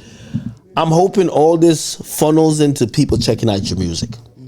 Me Truthfully, too. Yeah, right? Like that's what it's all for. This isn't the it's time to die shit. It's like, yo, all right, cool. We got some extra eyeballs because y'all love drama, cool, whatever. But go listen to the music that I'm finna drop. That's what it's for. Yep. And I don't know, like, you know, I'm getting message from everybody that like, nah, listen, trust me. It's a Ponzai Pop. He's the streets. That guy is really the streets. You don't got to worry about nothing. And somebody told me something happened on Burke Street. They were like, yo, I think your interview did something. I'm like, fuck, I hope had not. Nothing to do with that happen every day in Philadelphia, bro. Like, that happen every day, bro. You feel what I'm saying? It's like, no. Yeah, nah, he was killing the film. What I'm You saying. ain't gotta worry about nothing. Act. You feel me? Like I said, I'm with you if he come to Hey, your door. no. Listen. Before you get off here, I just want to say this one thing. And I spoke to a lot of people who even talk to him now. What's important for people to understand? I'm not just having you up here to fan some flames with you and him. Actually, in reality, I said to a lot of people, I said, if y'all watch that whole Pound Side Pop interview, man, that nigga who's way younger than Meek Mill admitted a bunch of times, I probably could have handled that a little bit better. I probably could have did things different like that. For sure. We got to see that being reciprocated on the other side. You can't have the other side talking about, yo, your daddy's a rat, yo, I'm about to kill you, yo, I got $1 million. That is crazy. Because of course you have your young artists. Of course you have maybe your gripes. Of course you be like, I felt like this in the moment, which anybody could feel, but you're even admitting like, you know what, man, maybe I could have done a better job. Right. And this is where I think Dean gotta really give me the real in terms of who's the person around him to be like, bro, you're tripping, bro. Right. You're tripping. Right. You know, a couple people said to me about you. They said, "Yo, we watched that interview with you and Pound Side Pop, and a lot of what he said, we could tell he got real niggas who either in jail or whatever around him, and they made sure he ain't go too crazy. They made sure he wasn't on there crashing out. Like, nah, nigga, what's up? Like, yo, we could meet here. I could see you. And, like, it was me. I'm not. I don't gotta. But it ain't. It don't gotta. Why would I do that? Why would I come on here and just act crazy? Like, what? I'm not crazy. I'm not crazy. I mean, if it get real, it get real. It get real anywhere. It could be anywhere. You could be a civilian. It could get real for you. You feel what I'm saying? You gotta have the heart to stand up. You feel what I'm saying? But all I'm saying is, I ain't gotta have nobody tell me to say nothing, act nobody. You feel me? I do want y'all to, eventually, see eye to eye. Yeah. Because we men, we should be able to see eye to eye. Yeah, of That's course. what men do. Of course. And this is where, I think Dean is so important in everything because the entire time I watch, and let's get Dean in for a second. By the way, come on, this is my boy show. You hear me? Yeah. I just had to pop in for yo, a second. Dean, I'm gonna be honest with you, man. Every time I watch you talk about anything, I look in your eyes, man. I could tell, man. It hurts when you're going against somebody you loved. It's not that I'm going against him. Or with me. Yeah, but it hurts when it's like, man, if it was an op that you ain't never fuck with, somebody who you ain't grow up with, somebody who you don't have history with, somebody you don't have genuine love for. You wouldn't be here. Because you would never hear about it. A lot of people give me a lot of information. You don't got to confirm or deny, but they told me, they said, listen, let me tell you something about the Dream Chasers. Okay? You don't gotta comment on it. You can hit me with a no comment. I'm giving you the easy answer to it. They say, yo, let me tell you about the Chasers, man. They said, was anybody giving it up? It was 2 people. I only know one, but they mentioned another person name. I don't know this guy that well. They said anytime it was a time to stand on business when it came to anything with the Chasers, anything Meek ever said, the only 2 niggas that did it was Dean and somebody named Earn. I don't know who that is. And I said, interesting. Say that again. That's what I don't know if it's true. Say it again. Let me hear the first part. They said if it came anytime to anything about the Dream Chasers, whether it's disrespect, whether it's whatever, whether it's just standing on business, period, niggas who really gonna ride for it that you gonna have to see. Like niggas was sending me videos. Niggas sending me videos of concerts where Meek is like, oh, where are you gonna hold that sign up? Yo, Dean, go handle that real quick. People told me there was 2 names that consistently that put their life on the line, their freedom on the line to make sure they stood on business. Every one of us did the same exact thing. We all played the same role. Some people just went a little harder than others. And some people known others more than others. I can't take nothing away from none of them other guys. What's your relationship with them? Which one? Any of them now? Like, what's relationship? okay, Coon Philly, Doc, Chino, anybody who's been involved in the Pimon, anybody. I mean, everybody was there because they was Meek friend. We all built our own relationship amongst each other, but it was all built because of Meek. So there's no, like, really no relationship with me and nobody. I don't have a relationship with none of them. Might speak with P-Mon here and there. Might speak with O here and there. Might speak with Jeezy here and there. I talk to Fat Reese all the time. Any of them basically say, yo, we can't fuck with you right now, man. You talking against the guy right now. That's our guy. You changed our life. We can't fuck with you right now. You a funny boy. No, I'm serious. Life changed. Yeah, everybody get their own ways to provide for their kids. I don't think he did none of that for nobody. I can't speak on what's going on now, but when we was there, I don't know. I don't know what they got going on over the Dream Chasers now. Stay Ready Records is what's going on now. And that's what I'm working on. That's what I'm trying to build up. You said one incredible thing, which I'm not saying capping, but I'm like, I feel like you overblew it. What? It's no goddamn way that Meek Mill was taking back chains from niggas like it was Cinderella taking back the slippers. There's no way. Like, it's like, I've talked to other niggas in other crews, and they literally say, nah, man, yo, he's gassing it. Like, that didn't happen. I said what I said with my chest, man. I ain't take it back. Did anybody say I was lying besides 21 and we figured he was lying? We gotta talk about 21 thing. We'll talk about after. Talking okay, about. So wait. If you my mans and we all in a crew, say, all right, I'm doing the academy. If all y'all niggas are with me and we all repping the academy, yo, bro, it's like King Von with the old blockchains. It's your old blockchain right here. It's your old blockchain right here. Y'all niggas is putting in work. Y'all niggas is, the reason why you getting a chain is because you've earned it. It was the first time I ever heard where it's like, nah, you're just getting to wear the chain for the day. You bring it back. That wasn't odd? You know that shit true. But how did it start? That's what I'm trying to say. It's like, how what start? Put this on. We out here. Put that shit on. That shit look good on you. We in the club. We at the concert. We at the club. We at the hotel. Get that shit back. so you never be like, nah, nigga, like, bro. Who, me? Or anybody. Be like, yo, that's mine, bro. Like, yo, I'm gonna hold it down. I'm gonna hold it down. It's not theirs. What the fuck you mean you gonna hold it down? Get that up off your neck. You want this shit?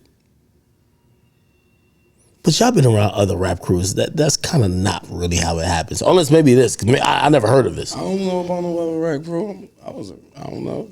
I didn't see that around Rockefeller. I didn't see that with the Young Guns. I heard that sometimes. I didn't see that around Peasy.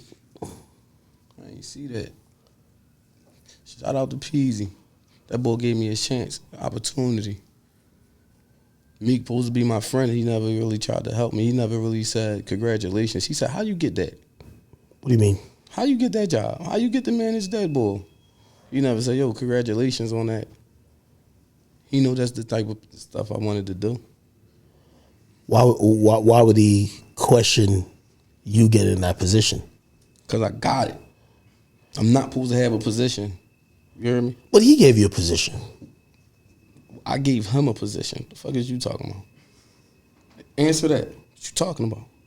Why are you saying he gave me a position? What you talking about? You was right hand man. So when I'm talking about he gave me a position. If you was right hand, hold on. So you think just because he said, you just say I'm his right hand man, so I got the position because I'm his right hand man. So you don't think if I'm his right hand man, he my right hand man, you don't think he got a position as well? Okay, that's a good way to look at it. You saying that because you look at somebody different than I look at.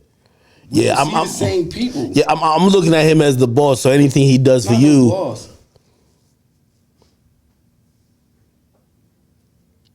There's no boss of me. O'Malley or P-Mon. Top. They ain't no job. They don't get paid. You ain't boss.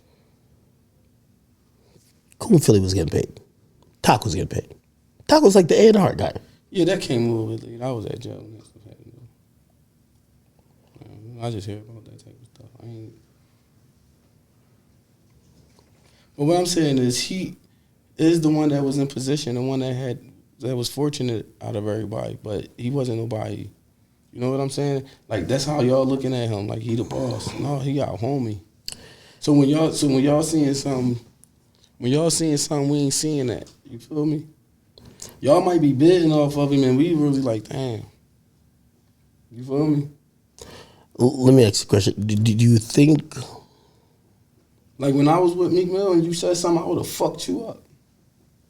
I would imagine. Yeah, I would have got right up on you. Hey, listen. Like, just because. You feel me? Cuz don't fuck Hey. with you. But I don't even know. Like me, I don't even really watch media, so I don't really pay attention to it. I wouldn't know what you said to that boy. Hey. But I know that boy said, yo, man, this dude right here said XYZ about me on John, man. I don't even remember what he said, man. Yo, get that boy, man. I would have got that boy. I know that was I don't true. know the media. One time, me and Meek was calling himself talking to me, but he added like 50 Dream Chasers niggas, and I was just like, who the hell are all of these niggas? And I ain't gonna lie to you, I think I was trying to have a conversation with him, but everybody was like, nigga, shut up, nigga. We don't play Shut the about fuck him. up. He ain't saying that wrong because niggas don't play about they niggas, bro. We don't play about our guys. They ain't playing about me. None of these dudes. But did he respect that loyalty though? And I ain't playing about none of these dudes. Did he respect that loyalty? Because you have to respect that. You gotta respect when you know niggas is down to make sure. And that's what I said. That's what I said to you a little earlier. When you start not feeling that being like in return, that's when you get away from things. Ain't no kick out like it ain't no kick out type situation. Let's just go over here and do our own thing. When Now, you started dating Karen Civil, did that felt that felt real fake because it was a deal with her. She controlled the internet. She controlled the narrative. She got all the pull to the bloggers. Couldn't control you, could he? Could she? Could Karen control you? Mm-mm. Did she try to say something to you about saying something about me before? Of course. All right. Then get your bitch. Make her control this, bro. They saying this. I punched that bag real soft. Get that. We in the boxing. Control that. Make that come down off of baller alert. Don't let them play with me like that. This was chess. I was a pawn in the game. At the moment, I couldn't see it. I stepped back a little bit now. I peep game. Now I'm a whole total different person. I look at things differently because I understand, and that's why. Was he pressuring you to be like, yo, stay with her? Yeah, you with her, yo. Since she, and by the way, hey, for anybody watching this, Karen Civil is pretty powerful. Me and Karen Civil, we do business. Could Karen Civil control me? No. But could Karen Civil affect what you're seeing online? 100%. He was probably looking at that like, you better keep being with her that it could play into what I need, right? Right. Karen Civil is the GOAT. But that type of stuff, it was pushing me not to like her. I'm being pawned. I'm being pushed over here to deal with a girl that's playing with my love. I don't really like the girl at the moment. You know what I'm saying? I'll be on to the next shit, and I'm getting on to the next shit. I don't like the girl at the moment. I don't want to keep fucking her. I don't want to stay around her. I want to leave her alone. I just want to step away peacefully, though. But now I can't step away peacefully. Was that around the time with Nicki, too? Yeah. Because also she happened to work with Nicki. I don't know what the timeline was. No, they ain't work. That was after. Yeah, after you're right. Nicki and Karen didn't have a relationship. They didn't care for each other. Well, Nicki didn't care for her. I always looked at that and I was just like, I always credited Meek for that. I said, yo, Meek gotta be that nigga because he got his homies dating like an industry He powerhouse. didn't have that. She seen me and we did our own thing. He ain't put you on. Me had me in them. He had me in them buildings. He had me in them atmospheres where I could get whatever I wanted. You know what I'm saying? We was there. Wherever he was at, I was at. Where he go, I go. Yeah. It was that type of situation. We was always together. How did it end with you and Karen? It ain't bad. I see some stuff. Yeah, it ain't bad. You fucked up? No. I just was off of it. And I did, and I was tired of it. And I just went on with something different. I wanted somebody totally different. At that moment, everything in my life felt fake. What do you mean felt fake? The people I was around, the things that was being said and done, how people treated people, all of it just was fake to me. You know what I'm saying? The relationship I was in felt fake. The niggas I was with felt fake.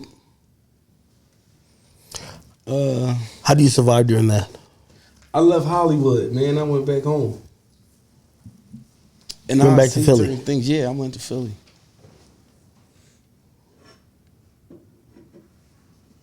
You regret that decision or no? I love that decision. That was the best one that I made. But Karen's successful, and even What that mean? I'm successful too. I'm a man. I don't live off a woman. I take care of them. You gotta play that game with someone else. It's true. It's true. You gotta think. 15 years old, I was taking care of my whole household. I got 3 sisters. I'm the only boy. I've been the man of the house, man. Ain't nothing new.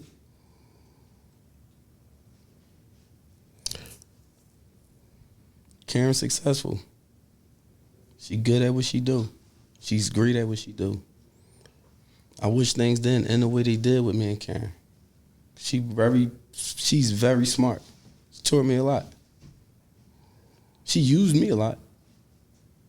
Karen is a smart girl. She got what she wanted out of the relationship. What do you think she wanted? Exposure. How did she use you for that?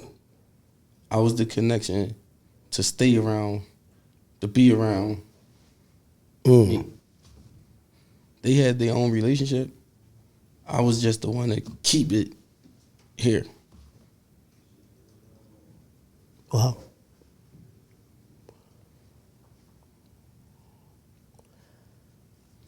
I was the controller of the narrative. If someone was to say something or do something on the internet to discredit him, clean that up. Don't let that be seen. Give me an example. Like, how would those conversations even happen? What you mean? I just told you. Clean it up. Don't let it be seen. That can't go up. What you talking about? So Like normal shit. you're getting a call like, yo, I'm not getting no call. Ain't got a call. We already just woke up together. I woke up. I went to his room. I might have slept on the couch in his room in his suite. We wasn't never in no house. We was on the road 24/7. We was booked up. now he's like, yo, what the fuck? Niggas is talking crazy about me. Bro, I'm like, what the fuck? The niggas talking crazy about me. When they talk about him, they talking about me. That's how they went. Did you ever try to be like, yo, bro, honestly, that's the internet. Niggas is going to talk shit. Yeah, We can't stop it. Yeah, why you worried about that? How you see that? People calling me about it. Why I ain't even see it? Why you care? What would he say? Ain't playing with me like that, man. What's wrong with you? Ain't nobody just saying what they want. Some people got things to prove. I don't understand why. You ain't gonna understand why. I ain't even trying. You do understand. You, if anyone would, not saying you do, but if anyone would, it would be you. That's like my biggest question about Meek Mill. Why do you think he has something to prove? Why does, when someone say, put it like this, that whole thing about him being gay, that document mentioned 4 people, Chris Brown, mention Usher, Stevie J. Stevie J. I don't want to talk about that. No. I don't want to talk about that. No. I don't want to talk about that. No. I'm not trying to get you to defend his manhood or nothing like that.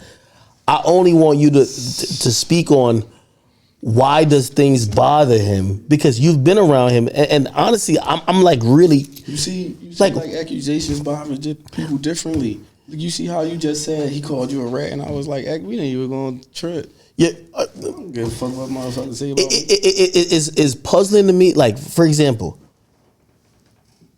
I knew, and I even said it. I said it on live stream. I said, I could tell Meek Mill is either stupid, which I do think he's stupid, or he's easily controlled.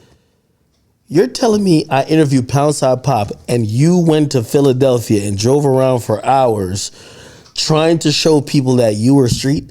Like, you tell me it's that easy to control you? You were his friend. And I know you had to be the voice of reason, like, bro, you let this goofy academics go have you, like, bro, like, yo, let's go get this car fixed. This shit, like, this shit's smoking right now. Wow, like, the check engine light on. Why are we over here trying? That's the thing. That's why I'm asking you, because I'm like, for me, when I look at Meek, I'm like, listen, you're easily controlled. Look like me. If I was the one, not if I was the one, but like, I see like if I was the one being like that, like, yo, I'm riding around, I'm trying to prove my point. I know what to say to you. I ain't trying to prove my point to not a soul. So I can't answer that question. I don't know why he got his point to prove. You want to know why. I really want to know why. I'm like, trying honestly, to ask you some questions because I want to know why you care about. I want to know why you care about. Like, yo, why the fuck Meek doing that? Meek don't know why the fuck he's doing that. Meek don't know. He's just doing that shit because everybody want to know why. You can ask me that question because I'm so confused because I've never seen somebody that was supposed to be you like what people don't, and you know this though. People looked at just like how Future really is like such a king in Atlanta. Yeah, good. Meek was the East Coast version of that. He was the only street nigga that people. Yeah, oh yeah, yeah. I have yeah. Bring two. People looked at Meek like that. Yo, that's tremendous respect. How do you have that much adoration and then you move like a peasant? How? He moved like a boss. I can't cap, but he just don't treat people good. You know what No. Like everybody in Philadelphia, it's some people in Philly that's gonna treat him like a king, but it's some people in Philly that ain't gonna pay him no attention. Do you think he's blackball artist? I mean, he ain't never like Now blackballing an artist. Now, I get technical with you. So here's the thing. We're not talking about blackball by like, you know, when people think about blackball, they're like, hey, this guy can never get hot. But it might be like, yo, if you fucking with him, you going against me. Or, bro, like right now. the cosign stuff. Like he want like if you want to deal with somebody from Philadelphia, you know Meek.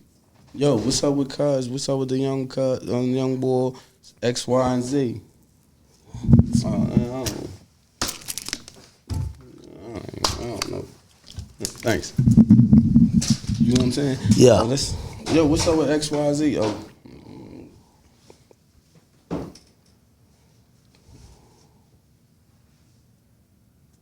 Instead of saying, yo, yeah, X, Y, Z, yeah, he like that. You should take part in his career and help him out. Doing that.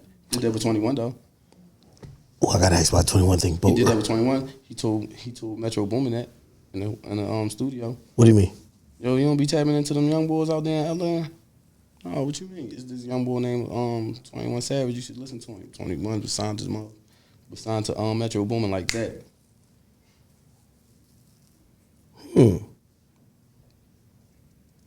Sending beats. Signed to him like that. It's over with. He did the same thing with Av.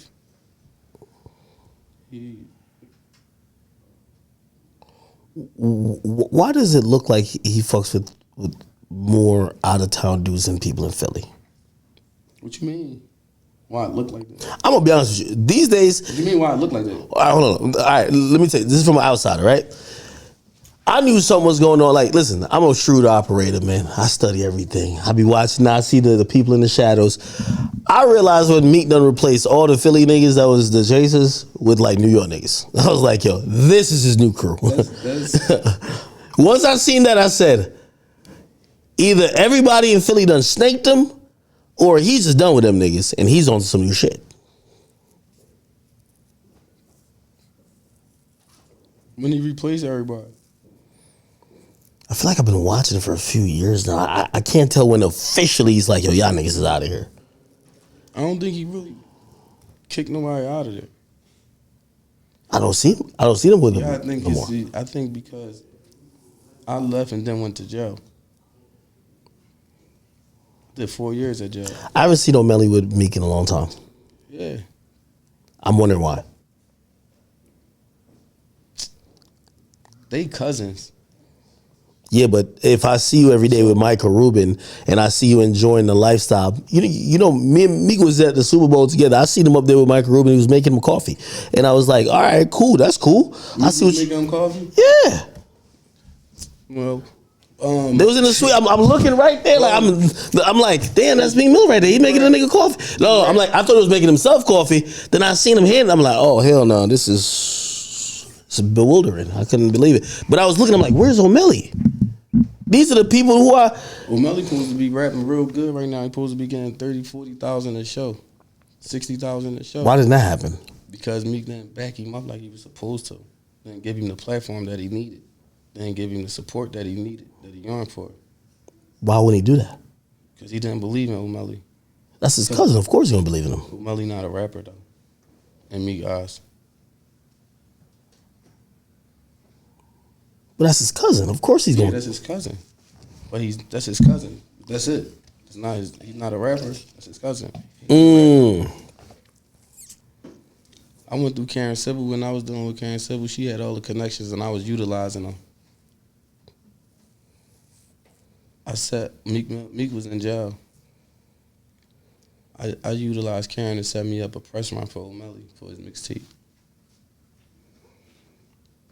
Meek had a problem with that. Why? Because O'Malley wasn't ready for a press run. In his eyes, he wasn't a rapper. His tape wasn't hot to his ear. Didn't believe in the tape.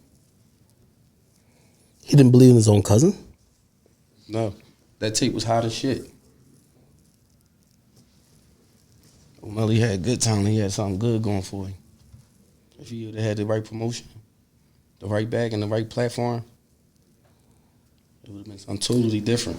How do you view that when, again, well, at that point, you know, you was homie, but then if you're looking at like, man, that's his cousin. If he ain't down to back his cousin, what the fuck?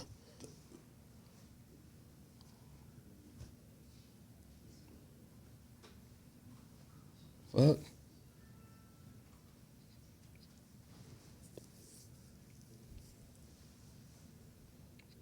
Yeah. What the fuck? You feel me? Like, he a rapper at the same time.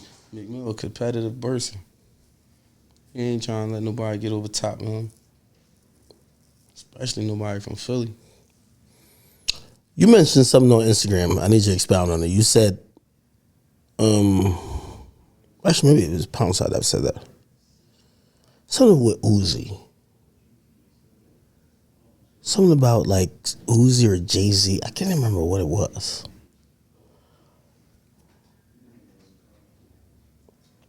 How does the Uzi situation figure into like the Philly? Because I'm in the mindset of saying Meek is so egotistical that he don't want other people to take away his shine, which would work on a street He can't level. control that. Uzi a GOAT.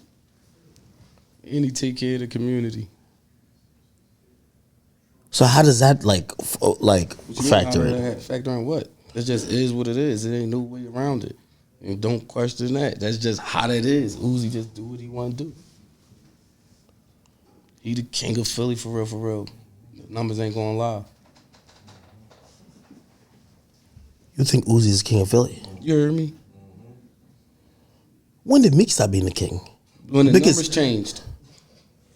Duh. Numbers ain't gonna lie. I felt bad putting out that 6K limit. Uzi will sell something out right now whenever you feel like it. We can't. Am I lying? Nah. All right then. The numbers ain't gonna lie, is they? All right then. So that's why. Is you in agreement with that? I agree. All right. Uzi come around. Uzi could go in his neighborhood. Uzi could go around Francisville and go in anybody's house and go in anybody's kitchen. And go in anybody's refrigerator. Go up them steps, wash his hands, take a dump in anybody's house around that neighborhood. Really? He can't go in no neighborhood in North Philly like that. I bet he probably can't even do that in South Philly. Well, we still trying to figure out what His neighborhood. we trying to figure out what his neighborhood is. Is his neighborhood Burke Street or Catherine Block? I mean, he don't have one anymore at this point. Meek out of here. Meek live in the woods, bro. His house big as shit. Meek say he live in Philly. Yo, you heard me? Meek. I imagine Meek got like a crib Enjoy on that. South Street or some shit. Yo, bro, got everything everybody working hard as hell for. Enjoy it. We all work hard every day to move our family out the motherfucking hood. Put them in them woods, man. Meek, enjoy that. But which is his block? You would know. You from elementary school. Mm. Like, what's the block that he used to be trapping on, getting into squabbles on? Catherine Block. Burke Street. Is he from North or South? From both. You can't be from both. Yes, you can. Niggas like me from. I'm from North. You could be from I'm North Bridgeton, I'm and from South? Nassau. Okay, We this got ain't two yeah. neighborhoods. You have two neighborhoods. Yeah, I do too. Okay, which was a neighborhood that niggas know him for terrorizing? That's what I want to know. That niggas knew like his name would ring bells. In both. Mm. He a rapper. Let me hear it. He No, hot. He a motherfucking battle rapper. no, he a good rapper. Everybody know him. He a battle rapper. I'm talking about he put work in. Everybody know him. He a battle rapper. He a rapper. He make good I'm music. talking about he put work in though. He made good music when he wasn't lies in him. But I'm talking about he put work in. He put work in around the way in the motherfucking studio. And everyone that was there, he put that paint in. That's what Hey, he did. this is what I know. Hey, by the way, I'm showing a little bit, and this is why I know you still love that nigga because that's the opportunity for you to throw that nigga on the bus. I know you still love him, and you ain't gonna do it, man. You're basically saying You want me to lie? no. I'm not saying I want you to lie. You want me to lie? I'm telling you the truth. No. I'm not saying I want you to lie. But if you was a salty nigga that really hated him, you'd have bombed on him there. Look, man, you gonna get to know me, right? I could tell. You're truthful, but you're also definitely never gonna lie on that nigga. You used to love that nigga. Or on you. Nah, man, you love that dude. No, I'm saying I'm not gonna lie on you either. Nah, but you have history with him. Yeah, I love that boy. That's my man. I don't want to see nothing bad happen to that boy. Bro, how could we all right, fuck all this other shit? How could we? I want to see y'all at least be cool again. I don't want to be cool again. Y'all go in a room and go squabble it out, my nigga, and walk out. I want to do that. Okay, and then walk out like it's two men, bro. Yeah, she gets saying, "Yo, have a good life." Why can't y'all is it so fractured that y'all can't get back to what y'all had before? Because I know those memories and them times y'all were going around the country. Yeah, you might have been sleeping on the You fighting a battle you can't win with me because there's other people that grew up with me from that age too that I ain't talked to in years that I ain't having no problem with. That ain't nobody saying, "Yo, go be his friend again." Yo, go talk to him again. Just because this dude just so happened to be a rapper and a celebrity to y'all, to everybody else. Now he's like, yo, then go fix that with Meek Mill. No. Fuck Meek Mill. I'm not saying you go fix it. That's I think y'all man. both gotta do beat it. him up when I see him. And Meek Mill gonna say, yo, fuck Dean. I'm gonna beat Dean up when I see him. Now, That's he the same exact way. I ain't gonna lie. He told a little. He told a little bit crazier. He said he got $1 million to wipe y'all off the map. Like that was crazy. Yo, I told this is entertainment, beloved. Y'all just watching the motherfucking movie, man. You don't think your life is on the threat with him, right? He said $1 million. He said he put it to the side. Beloved, I could imagine him go to Chase and be like, "Yo, why that million over there? That's for Dean." Dean and Pounds I pop. He should just get that shit to me. I don't know. If he got $1 million to get me out the way, he's a fool. Because I ain't got nowhere to go. If you give me that $1 million, I'll turn it into 5 for him. Bet I do. Bet I do. Not lying. Everybody knew me do that. Have you seen rappers who, because of the situation, they're like, man, I do fuck with you, but like, man, I'm just not trying to even fuck with you now, because it's gonna look like I'm picking a side. Because it becomes that, right? It becomes like you got to pick a side. I'm pretty sure that happens with other people who are chasers too. There's a lot of sides being picked every day. I don't get mad at them because I ain't a bitter dude, and I don't care for nobody that don't care for me. Don't disrespect me though, because I ain't gonna do that to you. When we start doing that to each other, now we gotta figure out a way to get to the bottom of that disrespect. We gonna talk it out. We gonna resolve that issue though.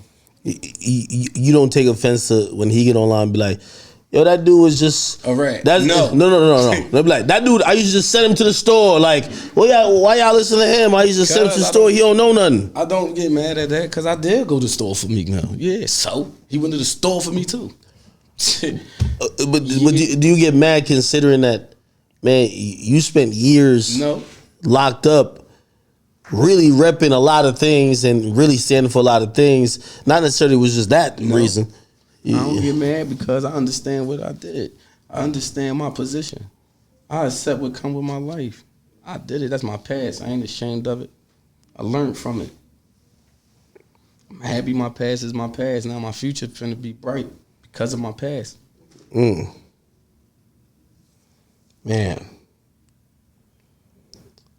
You asking me a question like, am I fearing for my life? No. Wanna know why? $1 million ain't enough for my life. He's not even about to do nothing like that. That don't even make sense. That's just rapping. But I love my life. You gonna look at my mom and do some stuff like that, see my daughter and do something like that, see my kids. Be for real. You know, don't even make sense. That's just some dumb shit. That's just dumb. Be for real. Ain't you know nobody Meek doing that. That's wild. You know Meek is watching now. If you could send him a message, what would you say? I got no message for him. Or at least just be like, yo, bro, like, cut it out, bro. Let's just get on the phone and talk. Did you say cut it out, beloved? It's just cut it out, bro. Like, I ain't gonna lie. Because I'm gonna be honest with you. Like, I'll give you my story. Like look, sometimes you know, I was believing Meek for a good hot minute. Meek was like, yo, I'm about to shoot a music video in front of your house. Nigga, I've been like, you heard me though? He said he was gonna shoot a music video, then he said he was gonna piss on my steps. And I was like, yo, if he finna do that to me, imagine what he did to Dean.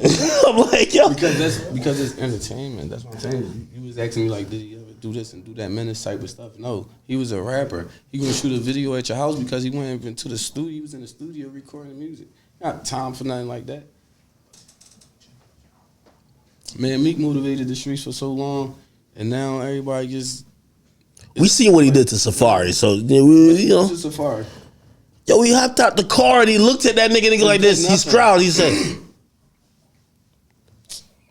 and then I heard he had Tiffy Bay punch up like 5 niggas. Free Tiffy Bay. I think he got locked up. I don't know if he did. And then I heard like, yo, I heard he pressed like AR Rabbit him. I don't know what happened. Actually, I didn't hear that. Let me just stop that. I ain't never hear that one. Nah. I heard AR was the realest nigga ever came out of Philly. I don't know what's going on. But I don't know. So I was thinking, I'm like, damn. I'm like, yo, imagine it's going to be 10 a.m.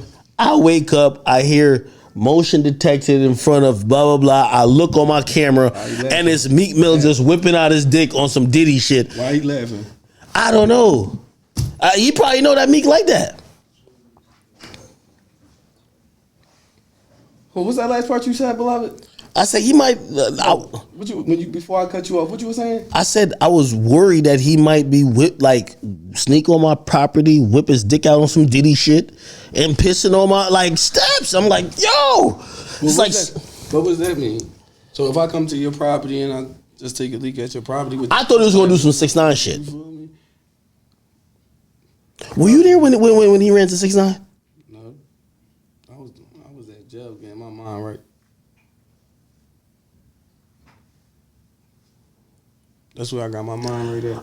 It wasn't that I went to jail. I ain't even mad at one to go bad police. Yo, I read the book. I do want you to give Meek some advice though, because I know what's ailing him. Here's the thing. I'm a casual fan. No. Before we even get to that, I'm a casual fan. Meek promoted like he was some super tough gangster while y'all probably knew what it was. Y'all not say he a bitch nothing, but y'all was like, yo, bro, we know who you are. This is the moment he feels most vulnerable. Like he feel like everybody's trying to debunk all that stuff, so he's trying to double down and go harder. It's really not like everybody. You know what I'm saying? Well, it's outside of Philly, right? Because again, we heard, I think I said to Pound Stop Pop, I was like, nigga, I ain't gonna lie, his rap sounds so good. I really thought he was the King Von of Philly. Like I thought he done smoked 10 on, well not y'all, like I like 10 ops, like everybody, like he walked down the streets, like you ever watch The Wire, be like Omar coming, niggas is dipping, nigga. That's what I was thinking. Yo, ain't no killers. I thought he brought the first switch to Philly. That, yo, don't. Y'all know? Mm-hmm. No. Nah, he know. That guy know. That guy know right there. I mean, Meek is a rapper. He an entertainer. You supposed to think that. He sold the shit out of his story. I heard you had a party, and I heard he shut it down. If he would have came, he definitely would have shut it down. Everybody would have been appreciative to see that boy showing up to a birthday party of mine. I heard people interrupted it or something. Ain't nothing of mine get interrupted. The party was successful? Yes. Very. I balled out. Had a bunch of bottles, a bunch of models, had a bunch of fun. Woke up with, I don't know how many. I did what I wanted to do, and, you know, life goes on the next time. You know? I'm what? You know? I want You weren't fearful, or not fearful, let me not say fearful, but you wouldn't like, nigga said he was coming back to the city. It could be getting a little devious, you get what I'm saying? I mean, the city would have hoped that he would have came and showed me some love and support. No. It seemed like he said he was coming to step on shit. Yo, he would have loved if he was coming to show some love and support at the party. You feel me? They would have liked to see him there. The girls would have went dumb for him. What? So maybe I'm living a false sense of illusion. It's just not like that. You heard me? I remember one night I'm watching your story too, and I'm kind of scared for you. I ain't gonna lie to you. Like I'm a little pussy. It's fine. It's okay. Yo, you see me with the bear, you know who the hell. Yo, I'm watching your story, and I see you say, "Oh, 9:30, I'm gonna be at this restaurant," and I'm like, I hope at 9:30 you're not at that restaurant. I'm like, I hope he canceled the reservation. I almost called the restaurant myself and said, "Just close up, man." You do not want to give this nigga a table and then have Meek Mill walk in the door. This would be a bad idea. You know what I'm saying? Okay, I'm living like a different world. Like, you see somebody. Yo, I'm living in a fan world. That's the thing, yo. I'm living. I ain't gonna lie to you. Some of these. You gotta wake up, beloved. You got them glasses on. Yo. Some of the raps be sounding so good. Yo, 4 a.m. I'm on the north side of Philly, round like these haters trying to get me. It's a hate. It's a shame why they hate on me. I'm like, yo, this shit's fire. This nigga's like he's like the 4 a.m. demon, a goblin. You know what I'm saying? Like, yo, y'all don't want him to get on some nut shit at 4 a.m. The whole city not about to sleep. Yo, why y'all laughing like I'm telling jokes, man? I'm like,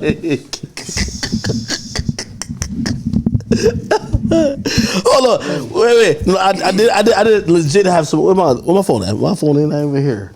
I did have a legit question. Hey. What? You got that boy beat you up, man. No, I was trying to box him. Do you think he could beat? You think he could beat? No. I want to ask you though. Do you think you could beat him though? Like y'all get if y'all get in a ring, y'all get on gloves, and y'all get headgear and stuff like that. No, we don't need no headgear. No, it shouldn't be no headgear. No, I think I beat him up. With no headgear, just gloves. Yes. What about fist? Like if you see him at the mall, I'm saying. Okay, I see him at the mall. You see him at the mall. 'Cause I Okay. see you on your Instagram. You get a lot of bags. Okay, yeah. I see him at the mall, and I'm thinking he probably got. I'm gonna be honest with you. Even when he first even DM me. No. Do you think that you could beat him up at the mall? Bro, are you talking about just me and him? Bro, I'm thinking he's with Yo, don't do nothing. Yo, I'm don't do thinking nothing. he's Let me 50 handle it. niggas with you. Like you. Like it's all y'all niggas who was just, y'all looking like, yo. I don't know who with him like that now. Well, I don't know. Like maybe he got some new juice.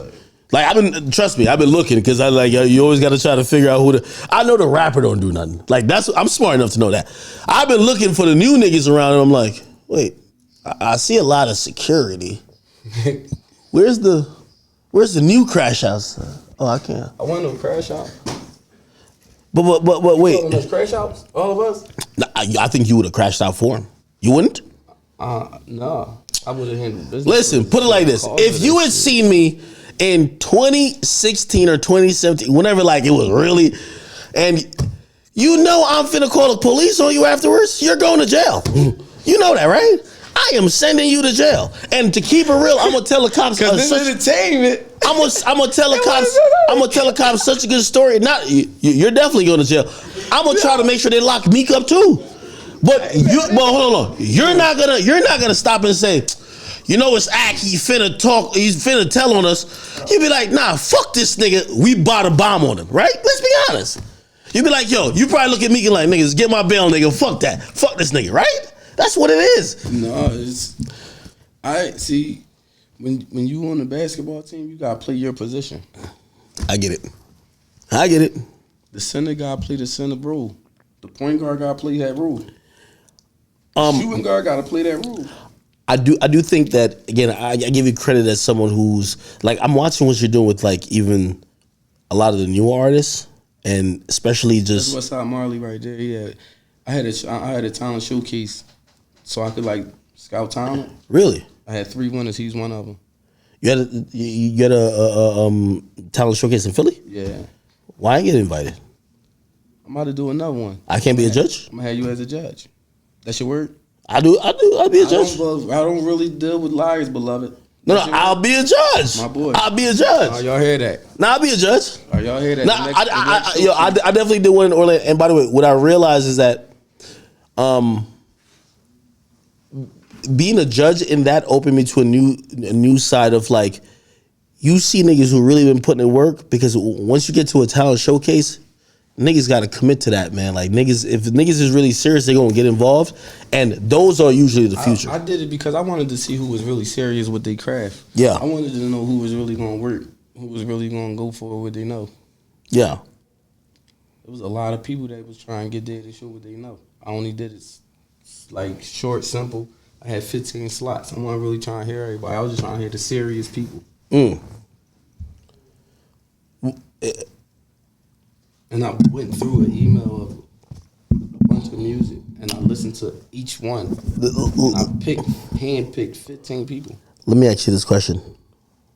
So, and I said this, I don't know if y'all like this guy, but I don't know who, but I had Quilly up here and I said, this is how. Shout out to Quilly, big bloody, hot, hot, big bloody. Oh, okay. I don't know y'all. Ben deserved the chance. Yeah, big bloody. Really? Quilly the hottest. Yeah, shout out to OT7 Kwani Tour. Yeah. Okay. So I like She TS. I like Fat Neef. I like a lot of the guys. you got to put me on some. I feel like you the guy to put me on. So ATM 5. This is what I was gonna say though. So, okay, I'm playing devil's advocate again. Well, why, Mama Cinco? Yeah. why didn't I always said the ultimate boss move that Meek could have pulled or the Chasers could have pulled was man, y'all the only lit street, really nationally lit street niggas in Philly. That's cat. No. I'm talking Philly nationally. big. There's a lot of guys doing their thing out here. No. I'm talking about nationally. Nationally. At the point, I'm saying, why not show love to people, embrace them, either give them deals, put them on. It gonna make y'all look big. I always said, when I think about Meek and Ross, I look at two men with just two different philosophies. You have one man who, no matter what going on, he always want to be the only man standing. He want to be on an island. And then you have another man who realized I could put other people on and I could make them bigger. And by them being bigger, I'm always bigger. The biggest, that's Ross. You could be the biggest, but you don't have to do all the legwork. But that's why he young. That's why Ross is who he is. He the biggest. His brain run different. He a marketing genius. What was even you guys like, connection with him? Or like, what'd you even learn? That, what you just said. Working him, making him powerful. Working you, making you powerful. If I work him, I'm gonna make him powerful. If I'm working y'all three guys, I'm powerful. Some people don't see it like that. Some people just see if I stay powerful and I make y'all work for me, y'all gonna make me powerful. I'm one of the ones that's gonna let you get powerful. Him, her, him, her. We all got a role to play. We all got a table to put food on. And when you want to be the biggest, you got to make sure everybody putting their food on their table. If you smart and you can handle that. If you's that chosen one to do that, you got to take on that responsibility and do that. That's an unselfish mind. Last question before I ask about your new initiatives and new artists that you're fucking with. When's the last time you've seen Meek? At the Gillian Wallow show. How was that interaction? That was the only time. Well, yeah, that's the only time we had interaction since I've been home. I've been home for 2 years. How was that? Other than that, it's been phone call, DM type conversation, text, FaceTime. How was that conversation when you seen him? Really wasn't. Just, yo, what's up? Boom, boom, boom. Got going on. Talk regular. It was a lot of people there, so it was a lot of conversation leading up to that event. Yeah. 2 weeks out, we talking all the time. Yeah, you gonna be there? Yeah, your artist gonna be there? Yeah, my artist gonna be there. Talking every day, everything. Yo, watch out, everybody be looking at us when we get there. They see us talking, it's gonna mess everybody's head up. Me, I don't give a fuck what nobody think. I ain't trying to mess nobody's head up. I know what it is with me. You know what it is with you? You care about how people think or perceive us, what we got going on. I ain't trying to hang out with you. I'm here working. My artist finna perform. And we ready chill. Do you get offended? I mean, at that moment, we was like talking, like just coming around to being like, all right, because we wasn't talking. You know? After that, it wasn't no more rapping. Wasn't no talking. It wasn't no nothing. For real.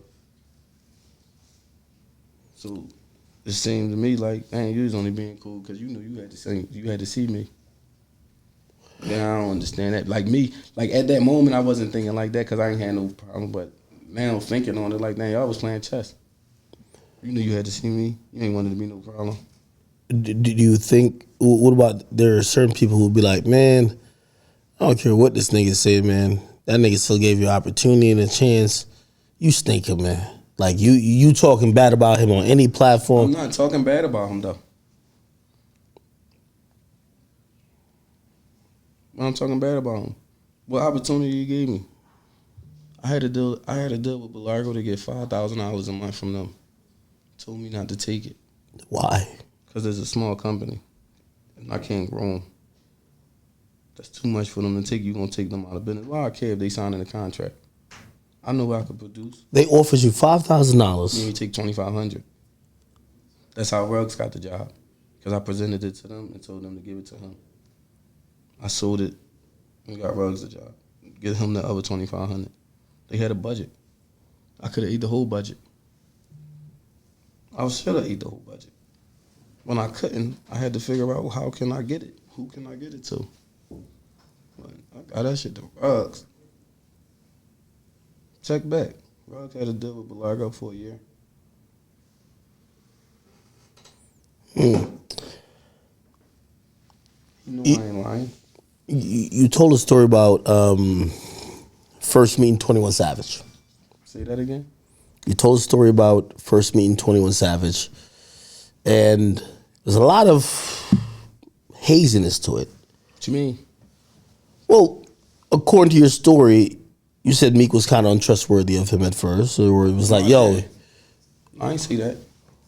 well, clarify. Because 21 came and said, nah, what you're saying is not true. You're not telling the truth anymore.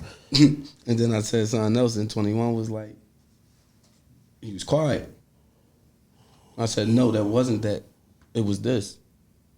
He didn't go against it. Well, so clarify. I did. The story was 21 came around with Offset.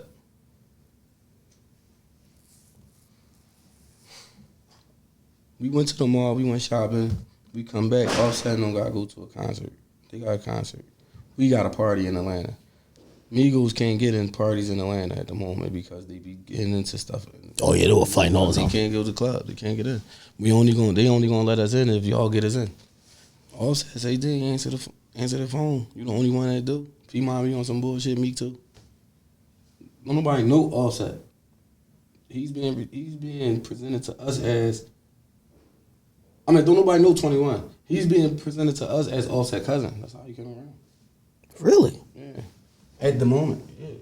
Offset had him with him to say he was selling perks. Niggas was getting perks. That's how that happened. That nigga know. We was going to the club. Offset went to his show. We loading up, getting in the trucks. Yo, you can't get in that truck. Who you with? That's Offset cousin, man. I ain't getting in that truck. Jeezy told me you gotta get in the Uber. When I said that story, he said no. I ain't getting no Uber. I got in a Corvette with Monster. Man, ain't no fucking Corvettes. We had 3 black trucks. He could have Uber to the club. I got it. Meek said that. Told Jeezy told him. By the time we got to the club, when we left, by the time we got to the club, he was right there. He ain't getting in that truck. He got in the Uber. He said it's cool, bro. Bro, it's cool. I don't know why he acting like that shit ain't happen. I'm gonna be honest with you, and I love 21. I do too, but I don't know why he went and did that. And this is the most respect. I love 21. That's my guy. But I don't know why he went and did that. I think 21 is a smart guy who understands Meek,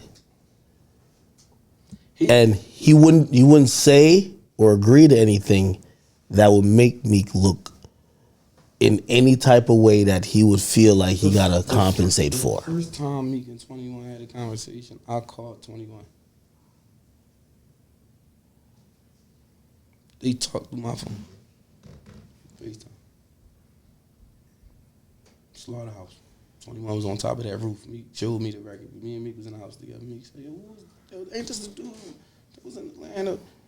Who was also at that time that to the club with us?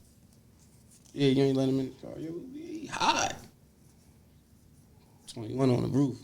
All that red shit. Slaughterhouse, right? Slaughter gang. Yeah. Call him. Guys, 21 Street.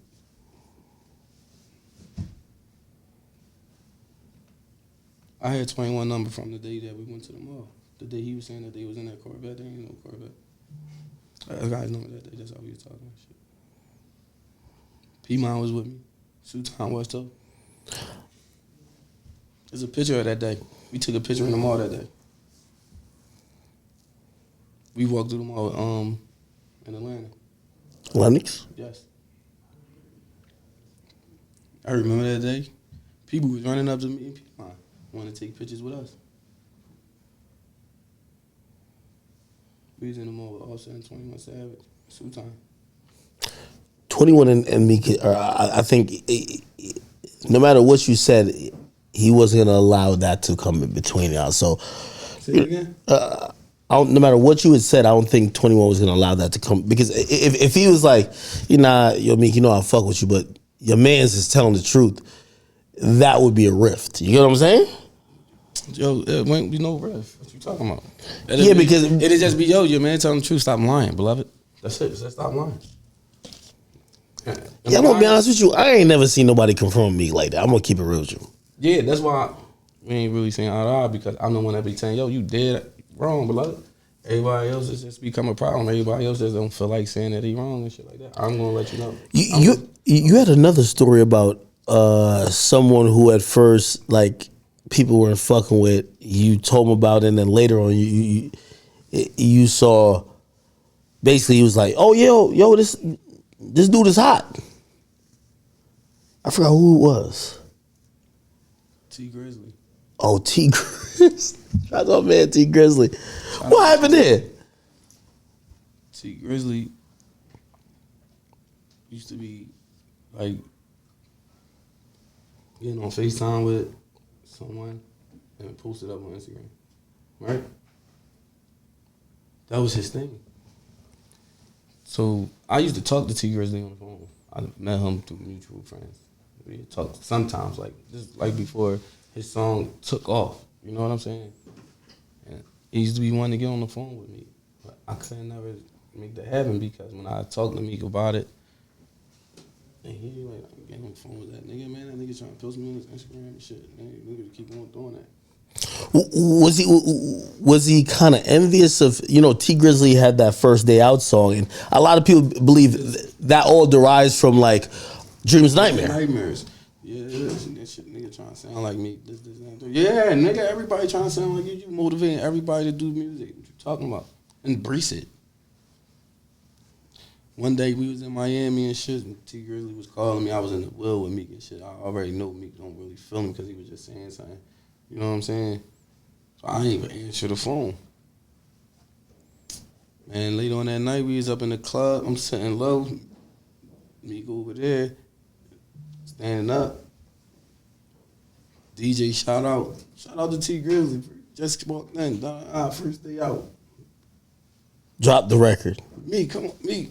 Yo, tell that nigga come to my section. Bring him to my section. I'm like, yo, what the fuck? You're bewildered. Dog, T Grizzly come in the section, just look at me. I'm like, he looking at you weird because you ain't answer his call. He looking at me like I'm a clown. Can't even fuck with you, bro. My man, like, you know what I'm saying? My man I ain't here with. I'm here with my man. I gotta protect my man. I gotta protect this peace. You don't just want anybody around. I ain't bringing anybody around. You don't want me to answer for this dude. I don't really know this dude to be answering for him. If my man don't want me answering for him, I ain't here for nobody else. I ain't here to talk to you. I ain't here to talk to you. You here? I'm here with him. I'm here for his mental capacity. Make sure he's straight at all time. Give a fuck about nobody else out here in this city. It's my man right here. They ain't come with us on that jet. They ain't with us. We don't give a fuck about them. That's how I felt. They ain't come here with me on that bus and shit. That's how I felt. Would you do it again? I mean, yeah. That's how I am. I'm with my guys.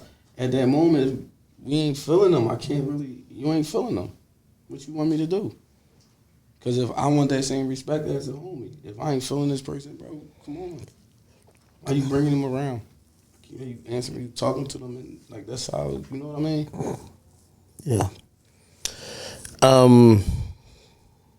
Man, I do hope you guys actually have a conversation and egos are taken out of it. But, we got to leave that to God, and hopefully maybe, sometimes. I want to know, like, with you said people was blackballed. You said Philly was blackballed for a long time. Oh, no, I agree with that. Yeah. No. Not that you agree with it. You said it. Yeah. I want to know, why did you say that Philly was being blackballed? Okay, so I'll tell you in particular why that was something to do with Philly. Because in reality, Meek, and a lot of things I'm hearing you say, I've heard Pound Side say, I've heard other people say about Meek, is true. It's like he has, and I call it ego a lot, but like he wants everything to go through him. So for him, it's not feasible that if I post your man, that I'm not posting a man to subliminally diss him, or I'm using a man who might be hot in his own right. I'm posting him to start a beef with him. So now it's almost on, because you know how he gets, especially with bloggers, especially me. He's like, yo, well, I think if you support anybody in the city, you trying to get at me, I'm gonna step to you. Did he say that to you? Of course. What was his words? Yo, this is when we even squashing the beef. Yo, when I see you posting niggas like Pound Side, like, man, you never post at no nigga like that. I know you trying to get at me. And I'm like, I even told him, I said, bro, you know, one of those posts Was it that only about Pound Side? Was it anyone else? Hold on. Well, specifically, he mentioned Pound Side. Because here's the thing. Pound Side got a signed situation. I work with every label. We help artists get out there. I work with artists that's from Baton Rouge, Louisiana. I work with artists from anywhere. Like, yo, at the end of the day, we're a media entity. But he would make it specific. I remember one time, I don't even know if it was label, maybe it was his management. Pound Side, they had this little situation going on. They're like, yo, we trying to amplify this. I read, like I should have just like posted shit, but I was like, yo, I'm just letting y'all know. And it was almost like, oh, that's what you doing? You about to post this nigga up? Like, we not fucking with that. Why you allow that? Because it became a situation that Meek was almost like saying to me, like, I'm starting to take it personal with me and you. Why now. do you care? Because at that point, you know, like what he don't even realize. I liked a lot of his music, bro. You like a lot of who music? Pound Side? No, Meek. Yeah, but I'm not trying to be in a beef with a nigga who really, like, I feel like it's been misconstrued. Like, I'm not trying to go to war with you. I don't like even when he was talking recently, which I think it must have been on some drug. He was like, "Yo, you powered by the white man to stop me." I'm like, nobody's sitting at home like, how the hell do we stop Meek Mill? That's not it. So I remember trying to say, like, damn, you taking shit so personal. And then every time I would talk to any other rapper, they were like, yo, yeah, Meek's serious, man. Like, yo, he really feels this type of way. And I'm like, how do I get, so the Drake thing already happened. I'm like, how do I not make this nigga feel like I'm pissing him off? Yeah, but that's when, I'm gonna be honest with you, I backed up from the whole Philly.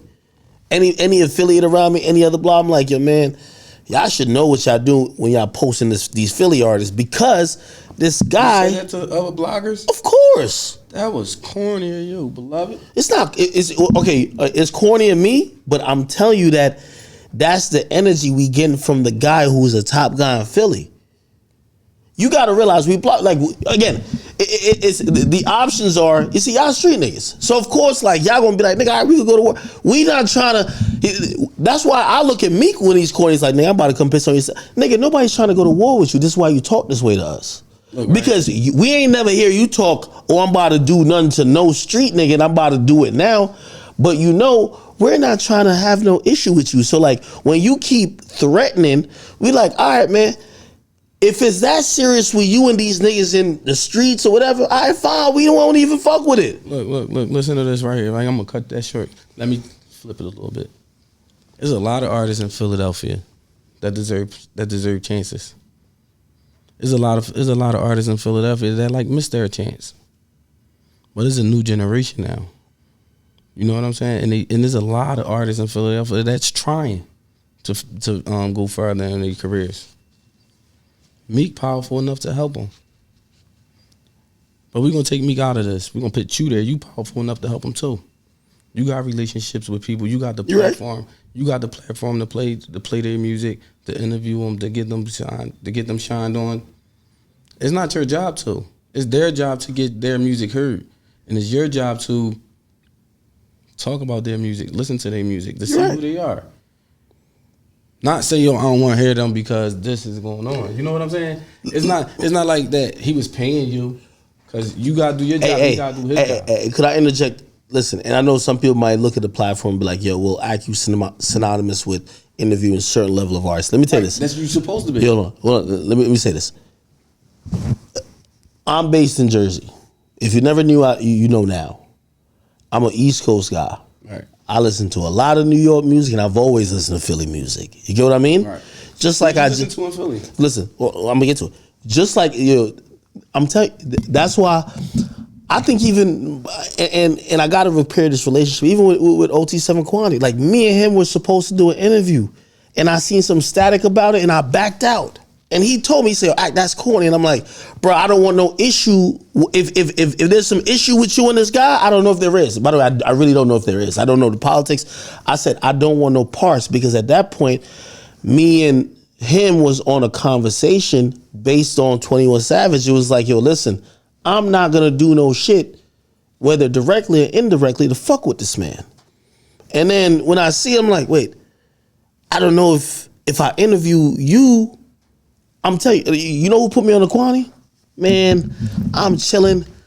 There was this chick, she like 19 or 20. She was like, yo, she was looking at me like I'm old. She was like, yo, I ain't gonna lie to you. She was like, yo, what you be listening to? I love trading playlists with people. She said, yo, this is what I'm listening to. She put me on. Bro, I swear, I always give her. I even hit her back. I'm like, you put me on this thing. She said, this is the hottest nigga. Everybody that fuck with me, listen to this. So I said, this is what the 19 and 20-year-olds are listening to. Nigga, I'm in my 30s now, nigga. Nah, I listen to young nigga music, but it's like shit. I didn't get put on sometimes. She put me on. I started listening to him. Like, oh shit. It's more really serious. I started shouting out on my stream. I think I shouted on my stream. I think he threw it up on it. He was like, yo, all right, let's set the interview up. I'm like, I bet. I'm like, yo, I'm fucking with it. So, me at this point, I don't care about a name. I'm academics already. I could interview anybody. I don't care who it is. If I like it, I like it. I be playing, these dudes from New York, 41, Kyle Rich, Tata, and Jen Carter. Like, they got this song I played every day. I want to interview them. I don't care if the whole world know about them. I want to interview them. This is what I like. That's what I like.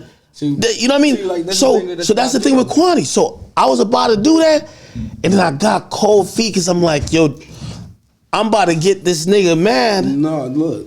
And I backed up off of it, and I ain't gonna lie to you. I think Quantity looked at me like, man, I was corny, nigga. Like, and I kept trying to like explain it to him. He never gonna understand that. He ain't gonna never understand that. I don't, because I understand you, but I don't.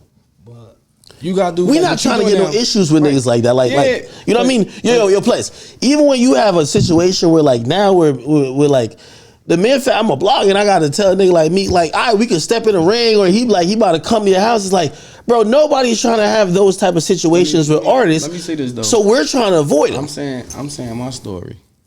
It ain't my fault that you was involved in my life and you was in my lens and you was what I saw. You was in my life. You tell your side. It's all cool and fine and dandy when you tell your side of the story. I'm saying mine now. I'm doing what I want to do. When you do what you want to do, it's all cool. Now when I do what I want to do, is a problem? No. I agree with that too. So do what you want to do. Right now in life, I'm doing what make me happy. But that's when I realized I was wrong too. I was like, man, I allowed this dude to control the narrative, and I'm a dude who listened to, you know what I mean? I ain't gonna lie, even through this, they've done put me on a whole new wave of Philly artists. I'm like, shit. I can name so many names, man. Philly got the catalogs, different styles, different genres, different ages, different sounds, like different voices, everything. There's something there. Not only in Philly either though. You got Chester guys, you got Pittsburgh, you got everywhere, man. There's music everywhere. But Philly definitely got it though, I ain't gonna lie. There's a lot of people out there in Philly that's good. You got core. And that's why this is my new motto. And and this really is a message for Philly especially. Please don't take me doing interviews with any artist or anybody from Philly. Y'all, if you're invited up here, you don't got to come up here and come tell me some, I don't fuck with Meek's story.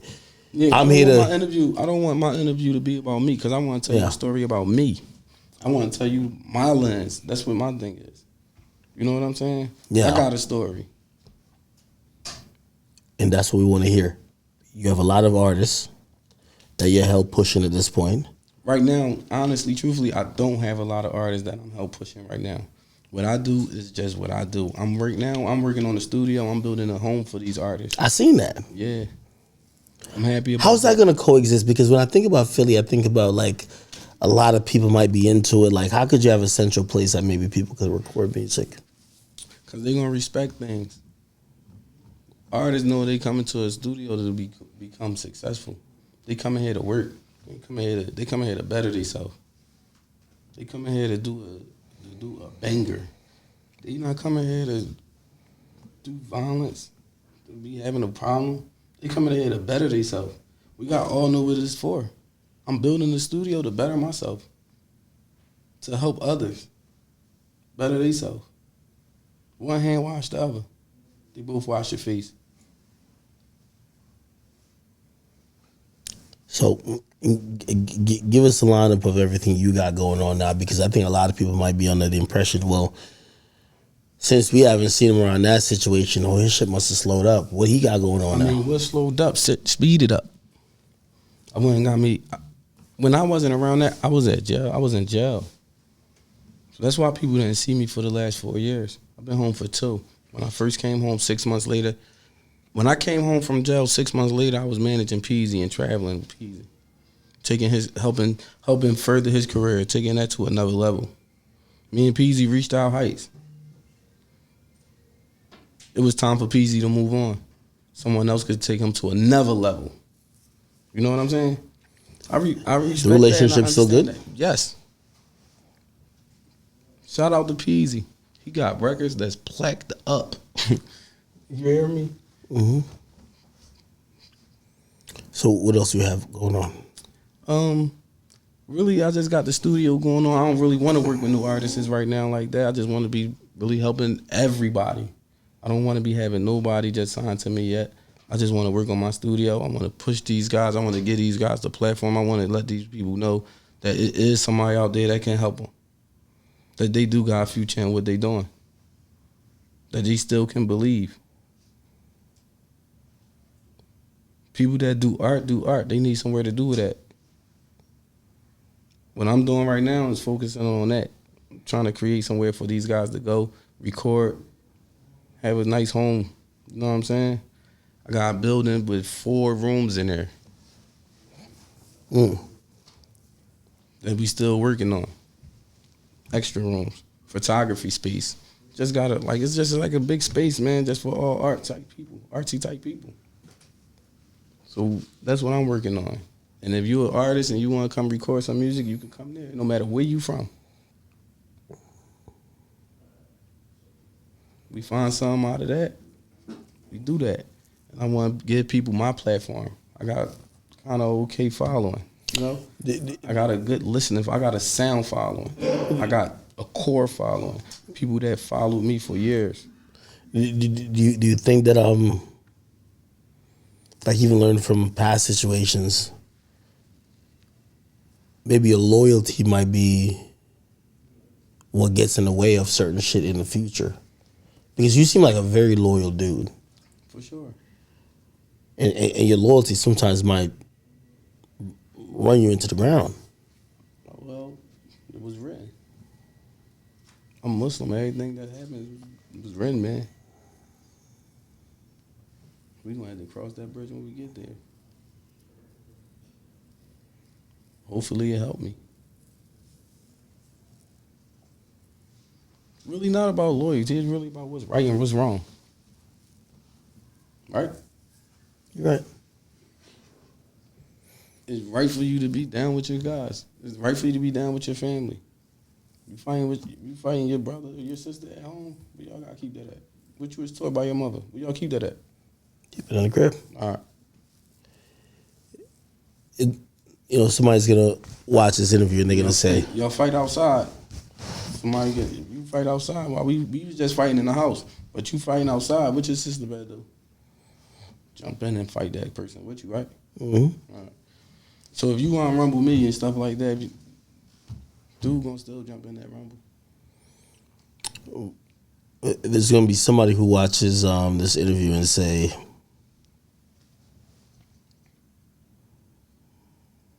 damn, he's been through a lot, but who's Dean? What would that answer be? Yo, we would be here for an hour telling you who I am and what I did, what I bring to this table, man. All right, so first off, I'm somebody that want to share the light. You know what I'm saying? I want to upbring some people. I want to help some people get to where they going, to get me to where I'm trying to get to. I'm on a mission of greatness. You know what I'm saying? And there's some people that I got help them be great so I could become great. I understand that. I'm somebody trying to make it. And I ain't ashamed to do any type of job as long as it ain't degrading. I take the trash out. Somebody got to do it right. I ride the jet too. Somebody got to do that too, right? I eat the fruit and the noodles.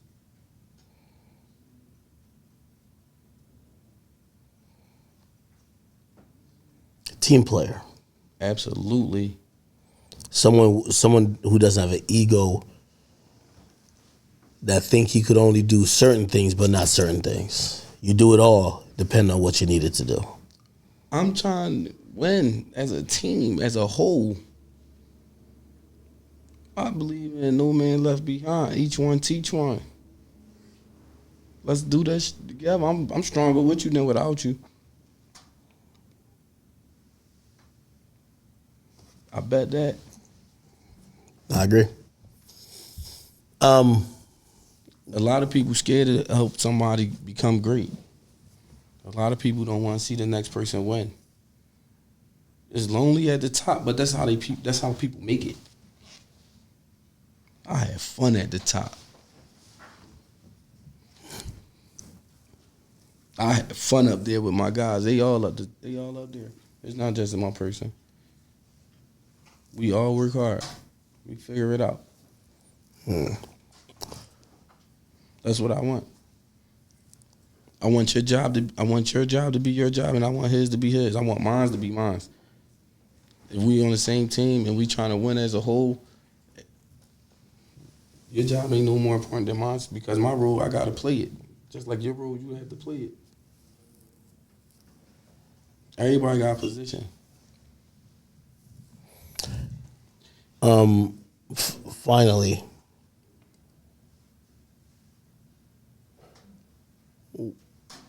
for everybody who's watching this, and they might be watching for different reasons.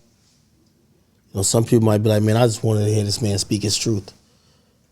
Some people might be like, man, I just wanted him to go in on this nigga. Some people might have been to say, man, I always wondered what happened with him. Yeah. It's gonna be a lot of energy. It was a lot of stuff being said. Like I was kicked out the Chasers and all that kind of stuff. You know, False. Yes. I mean, yes. False. Like where he go at? I was at jail. Some real nigga stuff. Like cuz said, case over. It happened. I did my time. I'm not on no probation, no parole. I went there, I did it. I went there, I did my time, and I'm back home. That time was a good time for me to have while I was at jail because I read a lot of books and I learned a lot of things about myself. Figure out who I was and what I want to do. It took me a lot of time to see who was really down for me, who was there for me to want to see me win. A lot of people that I thought wanted to see me win didn't. I come home and I figure things out and I'm winning. A lot of people think like, yo, Meek Mill made Dean. No, that is cat. Yo, before any Dream Chaser thing was thought about, I was the person. I was popular. I had, not saying popular, I'm going to take that back. I was the guy. You know what I'm saying? Meek Mill used to be around me. Used to get in my cars. You know? Yeah. Meek Mill used to secure me. Make sure I come out the club. Go and get shit. Make sure I was cool. Tables turned.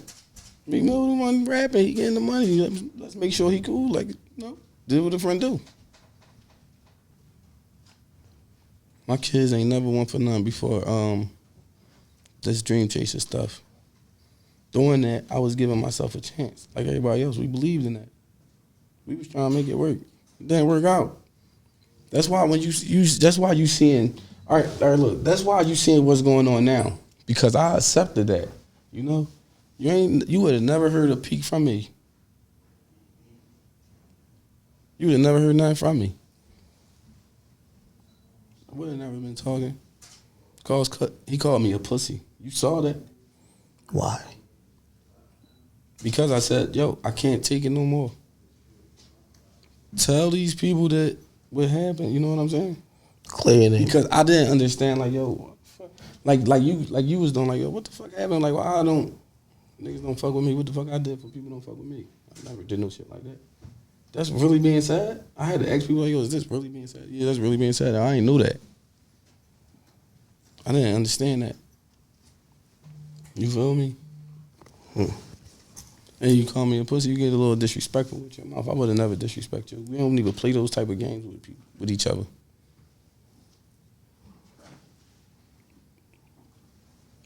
But it was a lot of things being said, so we can't really be homies no more. You know, we could be businessmen. Forgiveness. Forgiveness? I ain't trying to forgive. I ain't trying to forget either. Is that deep?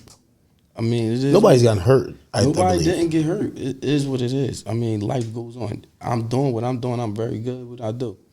I'm happy with what I'm doing. You know what I'm saying? I believe in that guy. He believe in me. I believe I could take his career to the next level, to someone that could take him to the next level. I could be just that type of person that could gear a person up like him that don't have no following for real, to gear him up to a good following and to pass him off to the next person. So he can be successful. I ain't got a problem with that. You never know. That may be what I'm good at. All right. Give me what's the 2024 plan for Dean and everything you got going on? All right. I got the studio up and about to be up and running and going and stuff like that. I'm gonna let the cat out the hat, man. I got this other building I'm working on turning to a restaurant. It's in Center City, man. I didn't close on it yet, but I'm working on it. It's in Center City, Philadelphia, man. Oh, congratulations. Thanks, man. I ain't closed on it yet. I'm working on that right now. Gonna make it into a restaurant, try to figure some things out like that, you know. So that's what my 2024 look like. I'm gonna go scout some more talent. I'm gonna put together another talent show. Not talent show, but showcasing. Got my boy Ack being a judge. I'll pop out, of course. Wayno, you know Wayno? Wayno's my guy. That's my guy. He owes me a favor, Wayno. Hey, Wayno, that'll be dope. Me, you, doing a fucking showcase, Philly. Wayno, I love you to death, my boy. We gonna pick a star. That's a fact. We're picking a straight star. Yeah, it's not just from Philly though. That's what you don't understand. Ooh, okay. They gonna be calling in from everywhere, and when I listen to it, they gonna send an email. I'm gonna run it the same way I did before. I'm not picking. I'm not allowing anybody just to be on here. I need the hottest of the hots. I don't care if I knew you my whole life.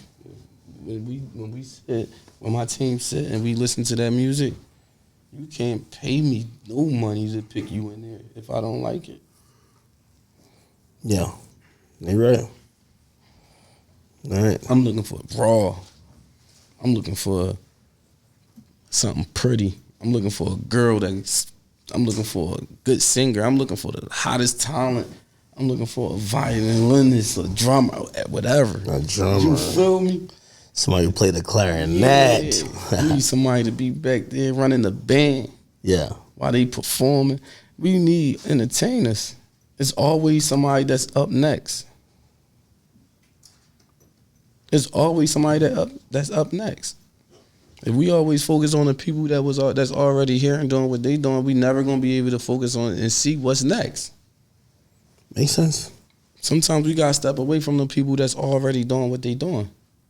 They already good. They focused already. They already got everything going. They ain't gonna. Let's go focus on this. Let's build this up because everything need a revamp. You refinance your home, don't you? You refurnish it, don't you? All right. You're a very smart dude, man. I know whatever you're going to do is going to be successful. I can tell you have a lot of determination and you don't have the ego that will disallow you from doing what makes or it takes to be successful. I know if it means you got to scrub the floors, you're gonna do it. If it means you just got to make the decisions, you'll do that too. I'm gonna do that, and I'll do both at the same time as well. So I will make a decision, and I will scrub the floor and the toilet. What the fuck? You know what I mean? Yeah. So it ain't really like nothing that can't be done around here. I could go to the store for you. I ain't embarrassed to do that. So you gotta remember, man, I've been to jail before. So when you go to jail, you demoralize everything. And when you go to jail, you got everything, bro. I went to jail. I was on a jet all the time. Dream Chasers wasn't just such bad. No. I had a hell of a life. I seen a lot in them 4 years. You know what I'm saying? Opened up doors for me. I wouldn't be right here talking to you. So every negative is a positive coming out of it. You know what I'm saying? It's about what you get out of it. But I'm getting what I get without saying nothing. People think that I'm just bashing this nigga. No, that's my boy. I ain't bashing him. I ain't trying to put him down. You telling your story. Yeah, this is my story, though. These people ain't... all them people that say something, you think I care about what they saying? You think they said something to him when he was saying stuff about me? So I don't care what they say. Their opinion don't matter. I'm saying what I seen, what I lived, what I witnessed. Yeah. So I don't care what nobody say or how nobody feel.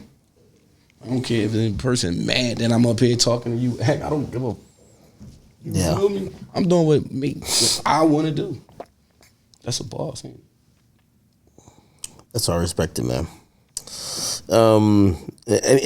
Anything else? I want to give you the open floor. You could mention anything else. Shout out any artist you want to shout out. All the artists, man, they know who they is. I can't shout one person out because I'm gonna have to shout everybody out. Pound Side with me. Marley with me. West Side Marley with me. I can't shout out all them artists. They ain't with me right now. Everybody is hot from Philly. Not everybody, but it's a lot of talent. Not only in Philly, though.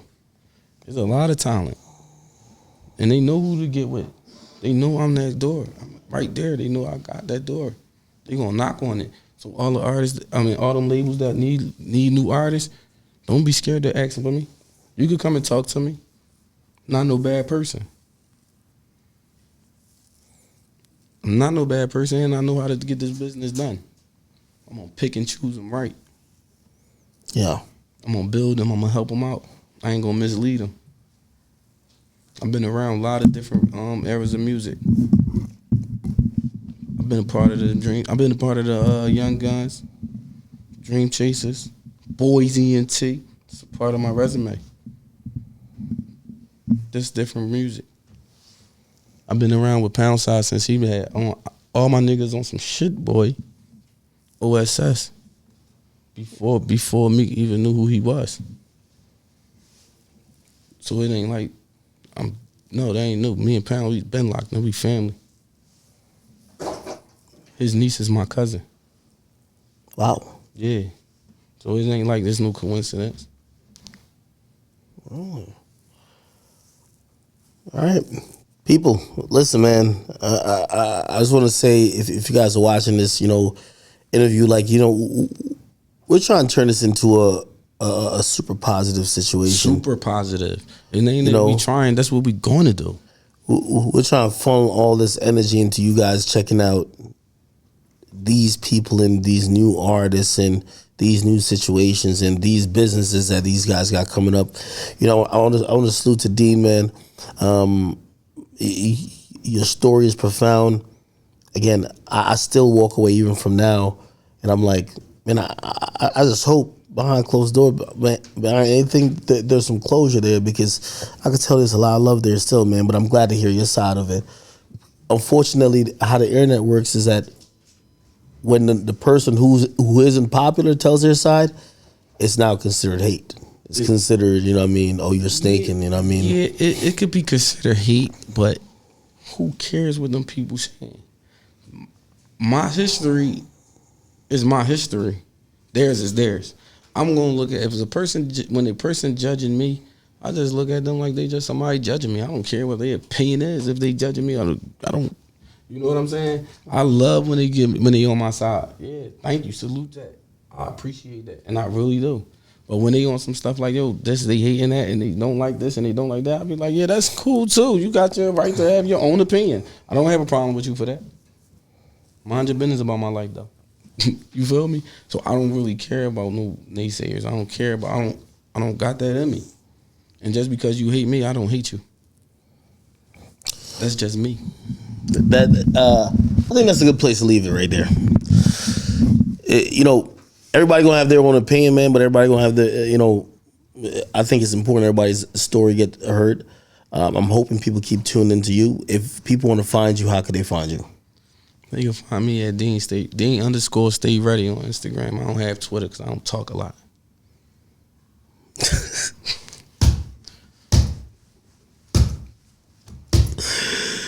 Y'all go follow D, man. It's starting to change. You hear me? He's curating a whole particular package and a whole particular style, and even artists that if you like music that's coming out of the East Coast, you like music. Period, man. He gonna put some people in front of your face, and those people gonna have some good, really engaging music. Go tap in with him. Please. You got a lot of stuff going on. Tap in with me. You get what I'm saying? I'm pretty sure a couple labels are gonna be like, all right, what's up? Who's lit now? You know what I mean? Because really, a lot of these labels don't know what's going on. So they don't. That's why they need to come and holler at me. Come find me, cause I'm looking for y'all. Cause I got people that y'all need to see, hear, and know about. Exactly, man. Listen, appreciate you guys for tuning in to another episode of Off the Record Podcast. I know we went through a lot, but again, please go check my man Dean out. Check everything he got going on. Dean_Stay Ready. Please go check him out. And man, thank you for coming up here and sharing your story, my brother. Thank you for having me. Listen, hopefully, I hope for you to bring other artists up here. You get what I mean? I want to. And I like that you had Cooley up here, and I like that you had Pound up here, so they could get these. Yeah, let's bring some other people up here. Other people and I like for you to bring Core up here as well. Hey, that's the person that's on Meek's label. Cool. He's really dope. Hey, what I want this platform to turn into, and this is the last thing I'm gonna say. This isn't, we only fucking with Philly just to tear one person down. It's clear that it's talent that needs to get some light. And I think that's why you're hearing a lot of people speak. Let's put the light on talent coming out of the city, and let nationwide, globally, let people choose that's what we fucking with. You know what I mean? That's how you get new stars, and that's how you keep the movement going. I definitely want to upbring people, and I definitely don't want to tear nobody down. Yeah. No Meek Mill, none of them bulls. I don't want to tear not one person down. I want to bring everybody up. If everybody go up and I'm a part of it, then I'm super up. You hear me? Well, you got to connect with me now, man. Let's get it. Let's get it. Feel me? Appreciate it, my brother. Yep. Peasy said we locked in. We locked in. He said ain't no switching up. Hey, chat. Thank you for checking out the next episode of Off the Record Podcast, man. We will be back next time. It's your boy Academics. I'm out.